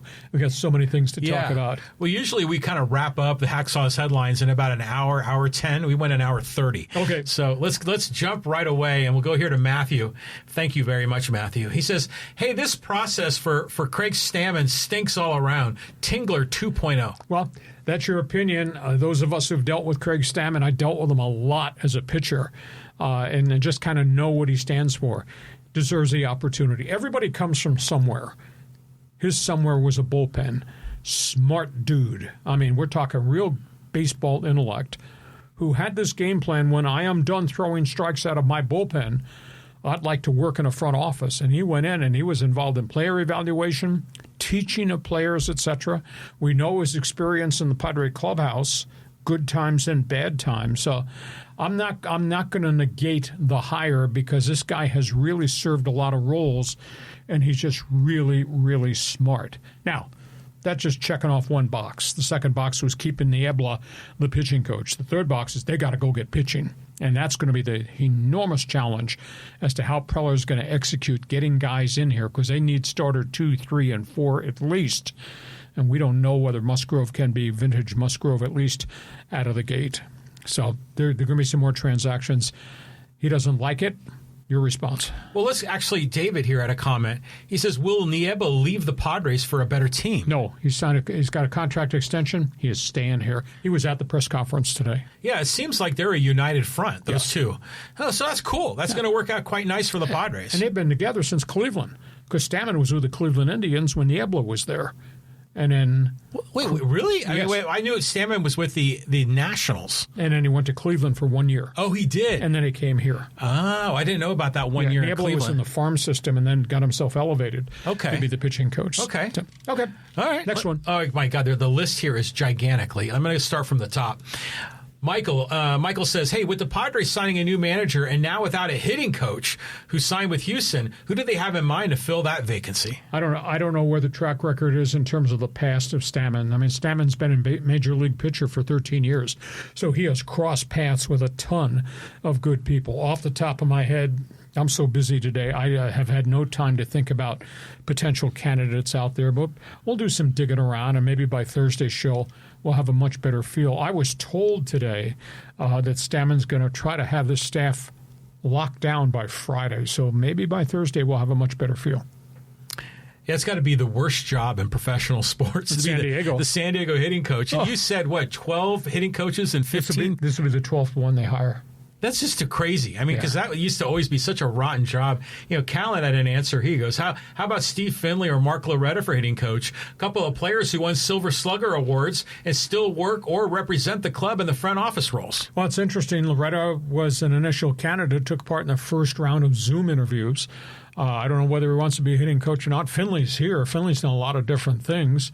Another name that's out there is Darren Erstad, I think, wants to get back into Major League Baseball. Is he at Nebraska? He was a head coach at Nebraska for, 5 to 7 years, and then stepped away from that. And he was kind of a candidate for something with the Angels, but has not been hired back there. Maybe his name surfaces too. So I'll be intrigued to see what they do. Okay. All right. Let's keep on moving. Let's go here to Casey. Hey, good afternoon, guys. Hacksaw, nice win by my Rams yesterday. How do you see them going against the Seahawks this weekend? If this game was in Seattle, that'd be a hell of a challenge, because you have to deal with the weather and the crazy Seahawk fans. But it's here in L.A. at SoFi. And I'll tell you what, there'll be a lot of people wearing Rams colors. Yesterday, color of the day was black and gold. Oh, big time. Holy cow. I mean, Chris Collinsworth just couldn't believe. He said, I thought we were in Pittsburgh. I looked out the window. There's no Allegheny River out there. He said it was just amazing. But this team is really good. And this team stayed free of injury for the most part. That's one of the intangible things. You look at some of these other teams around. Look at Washington. Washington's just been destroyed by injuries. Chargers' offensive line's an absolute fiasco. But Sam Darnold, I want you to meet the Rams pass rush. Holy cow. Well, right now, are the Rams like one game back, I think, in the NL West, or are they tied for first? No, they're in first. They're in first. Yeah. So, you look at the top teams in the NFC, it's got to be the Rams, the Eagles. And then maybe Seattle. The Tampa Bay sort of out there, and maybe the Lions. Yeah. Well, Detroit's always going to be there. Yeah. But Rams are not getting any national love. Everybody's so enamored with Dan Campbell, Detroit, and rightfully so. But the Rams are playing unbelievable football. You find me any quarterback in the league's got 25 touchdowns and 2 picks, got a quarterback rating of 119. Yeah, I was going to ask you about that. The quarterback rating has always been this weird algorithm that figures that out. Do you understand it? No. Now, doesn't it max out around 119 or 120? 124, I think, maybe is the max number. And over 100 is good, right? Oh. But if you're in the 90s, is that still good? It's decent. Okay. We got some guys in the NFL have quarterback ratings at 70. Yeah, that ain't cutting it. No, not at all. Trevor Lawrence is having I don't know what's happened to his career down in Jacksonville, but boy, Matthew Stafford, what a phenomenal season. Yeah, he's unbelievable. Okay, don't miss. Sunday's going to be great. Okay, here's a bomb. It's kind of harsh from Jay. He goes, I knew Aztec football wasn't for real. God, they suck. Well, that was a one-off. They played well. Now, part of me has always preached, well, wait till you start playing somebody. Well, they did play somebody. They punched Fresno in the mouth. But Fresno was playing a quarterback making his first start in Division I. So that was a bit of an issue there. And then they turned around and, boy, they got walloped in Hawaii. I couldn't believe that did not look like the same team. So now the challenge is right there in front of them to play Boise State, but it's here. So they've not dealt with adversity on the road very well. So I think that's a big issue. I think coming home is going to help them. Whether or not we have a sellout, that remains to be seen. And we don't know if Boise's quarterback, Maddox Madsen's going to start. He had an ankle injury 2 weeks ago. Boise's coming off a bye. If Boise doesn't have Madsen at quarterback, then it's not quite the same offense. So it's going to be a good game, but it's right there in front of them. They beat Boise. They eliminate Boise. And then they get San Jose, and they get New Mexico. They can pretty much wipe out, because these other teams are still playing each other. They're going to knock each other out of this mix too. So big game, because they'll hold the one-loss tiebreaker with Fresno. If they beat Boise, they hold that one. I think it's over. Yeah, that was just like you say, a one-off. But the Washington State loss, we're saying that was a one-off. But in other games, they've looked really good. Mm-hmm. It's just sometimes it's tough being a fan of a Group of 5 team, because you have one trip, you stub your toe once, and it's just game over. Yeah. Ohio State, Alabama, they could lose 1 or 2 games. They're still in the playoff. So you're still in this, it's sort of like a junior varsity league. And you want them to do well. And it seemed like this game against Hawaii, they were just outsmarted. I mean, it just seemed Hawaii had an answer for everything. I got out-schemed. I thought they got ambushed. Your word with the headline you put up, ambushed on the islands, was a true thing. But that's a much better team than played last Saturday. And coming home, they'll be amped to play Boise. And this could be a huge challenge for Boise. And San Diego State has beaten the Broncos a couple times. Beat them here, and under Rocky Long, they beat them up there. How do you think attendance figures are going to be for this Boise State game? I'd love to see it be a sellout, but if they would have won in Hawaii, I think the vibe would be a little different than it is today. The vibe is the air kind of came out of the balloon a little bit. Yeah. Yeah. Sean Lewis's press conference today was just, I'm not going to say crappy, but it was crappy. Well, he's been bouncing off the wall, so he's got a little bit of humble pie, I guess. Well, but overall, this program's still, 7-2 or something? Yeah, right now. That's pretty good. That's better than we would have expected. Well, I said a couple weeks ago, if these dudes wind up 10-2, that's a pretty good accomplishment. But it's right there in front of them, and they stumbled. Yeah, they did. Okay, let's move on. Thanks, Jay. Okay, and from Renard, he goes, what do you think the Padres have to do to be competitive again? Well, they're competitive in terms of the batting order, but help wanted. Padre pitching, they need arms. I don't know where they're going to go get guys in this rotation, unless they go to Japan. And again, AJ has great relationships there. He's brought players from the Pacific Rim over almost every year. Whether it's a short-term rental like Nick Martinez or something of significance like Robert Suarez or Ha-Seong Kim, he's found guys. And right now there's about 3 pitchers in Japan. One of them from the Cebu Lions just was posted today. So if he can get a pitcher from Japan or a pitcher from Korea, and if they could get one of the veteran free agents, I happen to like Brandon Woodruff from Milwaukee, who was a just a dominant starter. I talked to him about him on TV on KUSI on Saturday morning. He was dominant until he got hurt, and it took him 2 years to come back, but he pitched really well at the end of last season for the Brewers. If they could get him, or they get Imanaga from the Cubs on shorter rental term contracts, now you've helped yourself. My first priority, I'd do anything to get Michael King to come here on a 2-year deal. Oh, yeah. You offered him 22 to start, make it 2 years, 44. Because I don't know that he'll get that out there somewhere else. Now, if he wants 3 years or 4 years, I'm not giving him that. He's got to be healthy. But offer him first year 22, second year my option 22. That's 2 years, 44. And we'll see how you do when you're age 32 and age 33. Well, to be competitive, right? I would say today they meet that standard. But I think as Padre fans, we want more than that. We want to be more than just competitive. And they're never going to be, seeing it's apples and oranges with the Dodgers, right? Because the Dodgers can spend so much money and have so many guys that suddenly become healthy in August and September, and they have this robust bullpen, going into the playoffs. The Padres have to kind of hit on certain guys. I mean, like the way they hit on Jackson Merrill. Or Lugo. Or Lugo. You got to pick that diamond in the rough or this unexpected rookie that's going to exceed expectations. You got to have like 2 or 3 of those kind of guys to get the stars to align for the Padres to have that magical season. I mean, Machado and Tatis, they're going to be Machado and Tatis, but you need to have like that lineup needs to be at least 7 deep. Well, they need a bat with some form of power, and I don't know if that's a left fielder or whether that's a first baseman. They need to find a bat, and then they need to find at least 2 starting pitchers. Because I sit here and I look at this roster, now that Arise is gone and Ryan O'Hearn's gone, and obviously all the pitchers who are exiting, I look at this roster, and then I look at the Dodger roster up here, the ones being fitted for World Series rings and the gold standard pitching staff and all the All-Stars. Yeah, it's a whole different thing. Yeah, they look way back of the pack now. Well, but I mean, every team is looking up to the Dodgers in that way. Yeah, but we're in the division. I know. It sucks to be us, but you just can't compare them. You've just got to, like you say, focus on our own business. You got to hit on a couple of guys to have a magical year, and then maybe you can slay the dragon again. Hey. Take Hacksaw's proposal to Michael King and see if you can get him. That's a good one. I think I like it. You mentioned Luis Arise. Jeff says, "Hey, hope the Angels can acquire Luis Arise and have him play second base." Maybe, but I don't think he's great defensively. Although in his defense, I thought he played a really competitive first base for them. I mean, he made a lot of plays. His batting average really tumbled, though. What did he finish, 282? I mean, he was way off what he has been in the past. It's a fixed cost. I'm not paying him more than $14 million. Made $14 million here last year. The Angels need to get another bat. But the Angels, they need to get health more than they need anything else. So I'll be intrigued to see how quickly the Angels move and what they can accomplish there. Free agency has just started.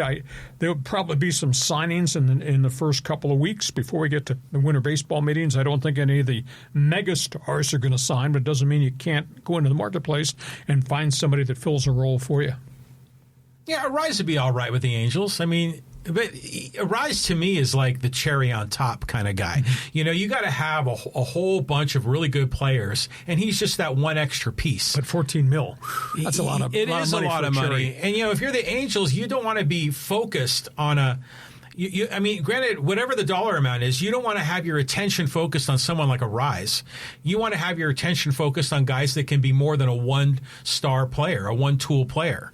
I mean, so the Angels need much more than that. They need pitching.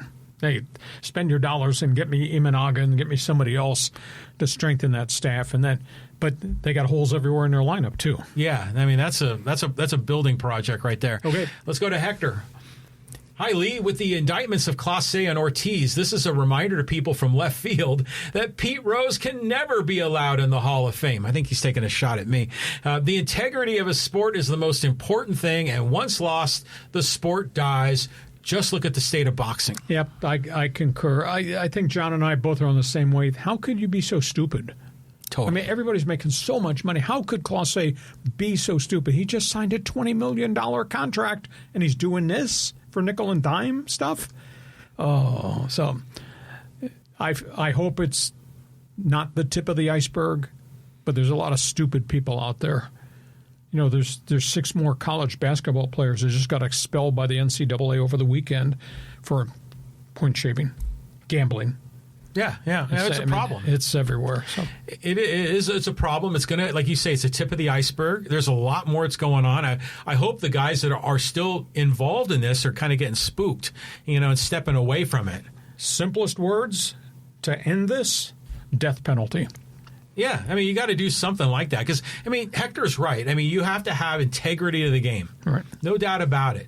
But in my opinion, Pete Rose should be in the Hall of Fame because he's part of the story of baseball. And the gambling and the even the death penalty should be built into the plaque, that says this guy effed up the game. You put an asterisk right there. Yeah, and then that's how you get the attention. You're not condoning Pete Rose's gambling by giving him a plaque. You could do it in a way to condemn him, just like a museum, showing of Adolf Hitler. You have to show the whole story. Hector, good question. Thank you. Go ahead, John. Okay, let's go to Joe. He goes, hey, anything to the report that John Gruden is the possible candidate to be next at Stanford? I don't know. This is such a different world in college football right now. I mean, it's intriguing to me. Stanford probably it's such a unique place academically. It's going to take a special coach to want to come in there and coach in that unique set of circumstances because you're recruiting a very different type of student athlete at Stanford. I had heard initially that the Penn State coach might wind up being a hot candidate to go there because Penn State has real strong academic standards too. But at this point, Andrew Luck's got his hands full trying to get to the end of the season. I think they're 3-7. Frank Reich did him a favor to come back and be the interim coach. I know Gruden's been out of it a chunk of time, and Gruden's got a track record of doing stuff that's kind of in a dark area. I don't know if Stanford wants to go in that direction. And I've not heard Gruden's name mentioned anywhere by anybody else. The last thing I heard about Gruden is he got the Aztecs kit, in the mail, with jerseys and hats and everything else. Yeah, if you especially like an institution like Stanford, you just can't go there. Yeah, I think that's a reach. Okay, now I'm going to present 3 comments here in a row because they're all kind of linked. This first one is from Jim. He goes, hey, are they going to call the new stadium the Orange Bowl? Talking about President Trump. Oh. And then John says, hey, Lee, sorry, but your president pardoned his son while he was facing the music. Say what you will about Trump, but his kids aren't getting indicted for crimes. And then Frederick wrapped it all up for us and says, hey, if I wanted political horse shit, I wouldn't go to a sports podcast. Well, when sports intersects with politics, with apologies in advance, we do have to cover the topic on the table. We don't do it very often. The rest of the podcast, though, in all honesty, Frederick, is bleeping brilliant. Yeah, right here. Shut up, Hacksaw. You're a blue belly and biased. People didn't take too kindly to your comments. All right, let's get out of the world of politics. Let's talk about the Dodgers. This is from Showtime LA. Hey, I think the LA Dodgers has to stop messing around about the closer and just sign Edwin Diaz and Devin Williams and Tanner Scott as a 7th inning guy would be great to let him get his confidence back. How hard do you think it'll be? We come in here one morning to do this podcast, and Robert Suarez is being fitted for a Dodger jersey because his name is in the mix, too. I don't know who I'd trust more, Suarez or Diaz. Diaz was really skitterish with the Mets, and he had some elbow problems. It kind of seemed to haunt him as they went along. Devin Williams did not pitch well for the Yankees for the most part, and, of course, he was in Milwaukee before that, and they let him go. So, I don't know. It's interesting. There are some really good names out there. I just happen to like Suarez. I think used properly, not overused. Suarez got 88 saves. Why are people down on him? Well, he's good but not great, and you always kind of question how much should you be invested in your closer. I mean, a closer is important, but is it that important?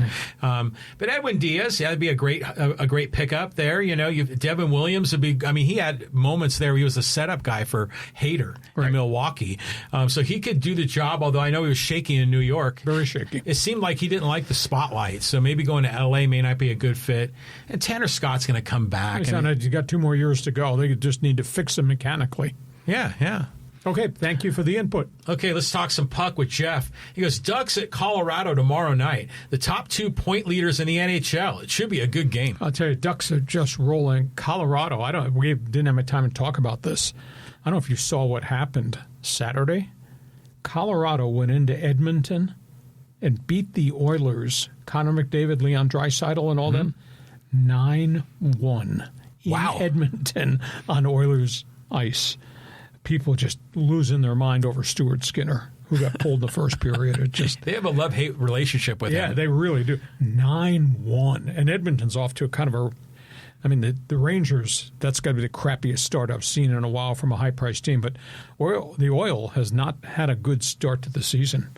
And, Anaheim just beat Winnipeg. Winnipeg's off to a flying start. The Ducks beat them. Ducks have won 7 in a row. Did you say where they were 10-3-1? Yes. That's a hell of a start. Yeah. How about those guys in Orange Country? Orange Country. Yeah, it's cool. All right. Let's go here to Neil. Talk a little bit about the USC Heward punter scandal. He goes, the issue is the players can't have the same number and play the same position. By him going into the game as a punter, he's now a punter as well. Yeah, they did. I found this out because the Big Ten is going to sanction SC. That's what I heard this morning. But they put him on the 2-deep chart that's distributed to everybody wearing number 80. That's not Sam Heward's number, but for that game, and nobody at Northwestern paid any attention to it. So he was listed as number 80. But the Big Ten said this is unsportsmanlike conduct. You can't do that. It's I think I read, and I'm sure if I get my facts straight, is that when Heward punted the ball as or threw the fake punt as he was the punter at that time. Yeah, he was getting formation. And then when the next time they came to punt with the real punter wearing number 80, then that would have been the violation. So technically that's how it would have rolled out. But I don't know. At first I thought this was like a clever idea, for them to try something creative here. But if they broke a rule, they broke a rule, and they got to pay the price. No, they'll get fined. They're not going to take the victory away from them. But and Lincoln Riley was just going crazy. Hey, we pulled one off. How about creative juice and all that? All right, next one. Okay, let's go here to Mr. One Smith. First snow of the season today. I could use Dixieline out here in Indiana today. Oh, they're getting killed. Oh, big time. Do not want to be in Chicago at this hour. You talk about the Great White North and Arctic. Wow. Well, it's Monday, so I keep thinking, is this going to affect football games? What about Monday night, Thursday night games? Where are they being played? Well, the weather changes. I guess yesterday the Chicago game had snow. Mm-hmm. So, yeah, it's real Arctic right now up in the Michigan, Illinois area. Yeah, the whole Great Lakes Midwest, They're just getting pummeled. Okay, let's keep on cruising here and let's go to Dale, talk about the Chargers. Hey, the Chargers have 5 wins against real people, Saw. Well, we'll see. After they get done with Jacksonville, they get to their bye week, and then after the bye week, they start playing real people again. They still got to go to Denver. They still got to go to Arrowhead Stadium. Keep that in mind. So there's some tough games there, and Justin Herbert is just taking way too many hits. But there's nothing they can do. They just got to tighten the screws here, change some of their formations, keep an H-back or a tight end in to help on some of this pass-blocking thing. But, boy, he got whacked by Pittsburgh last night. He's lucky he got up because I didn't think he was going to get up. Yeah, some players are like injury-prone. They're kind of a little bit more frail. And he's tough as steel. Yeah, he is. He's like a tank. That guy is unbelievable. But imagine the abuse that he's getting if someone like Bryce Young was getting hit that hard. Mm-hmm. Bryce Young would be... He's always hurt in Charlotte. Yeah. He'd be in the hospital if he was getting hit the way that, the Herbert gets hit. Yeah, so... I don't know. I'm not going to say they're living on borrowed time because they have the potential still to be a really dangerous offensive football team. But the quarterback is, to me, it's like an injury waiting to happen. And that worries me because they've just not been able to tighten the screws to help him along the way. Hey, listen, we hope you have enjoyed this podcast. We had an unbelievable number of topics on the table. So we'll be back here on Thursday at 1:30. We'll kind of step back, give you, the fans, more time to express your opinions. I have to tell my partner here to stop talking about his president as we go along. This podcast brought to you by Dixieline Lumber and Home Centers, 9 locations to serve you in San Diego. Go to Dixieline.com, see all the things they have to offer. Check out my website, LeeHacksawHamilton.com. Register and then join us so you'll be able to get all the alerts when we put new stuff up on the YouTube channel. John, have yourself a great couple of days. We'll see you come Thursday. Come Thursday. Final question, if we can squeeze it in fast. The Heward quarterback punter thing. Remember when quarterbacks used to be backup punters or the starting punter? Remember Danny White from the Cowboys? Sure. You get that. We don't have that anymore. No. Now, some of them are holders, but not even some of them are holders. The greatest modern day, I think, was Sammy Baugh. Way back, Washington Redskins. Great quarterback, and he was a great punter, too. Oh, wow. Right on. NFL history. Now you know. Thanks for being with us. Have yourself a great day. See you come Thursday at 1:30 on Hacksaw's Headlines. Join us again for Hacksaw's Headlines on YouTube, Facebook, and Twitter. And find the audio version on your favorite podcast app. Touchdown, San Diego! For more content, go to LeeHacksawHamilton.com.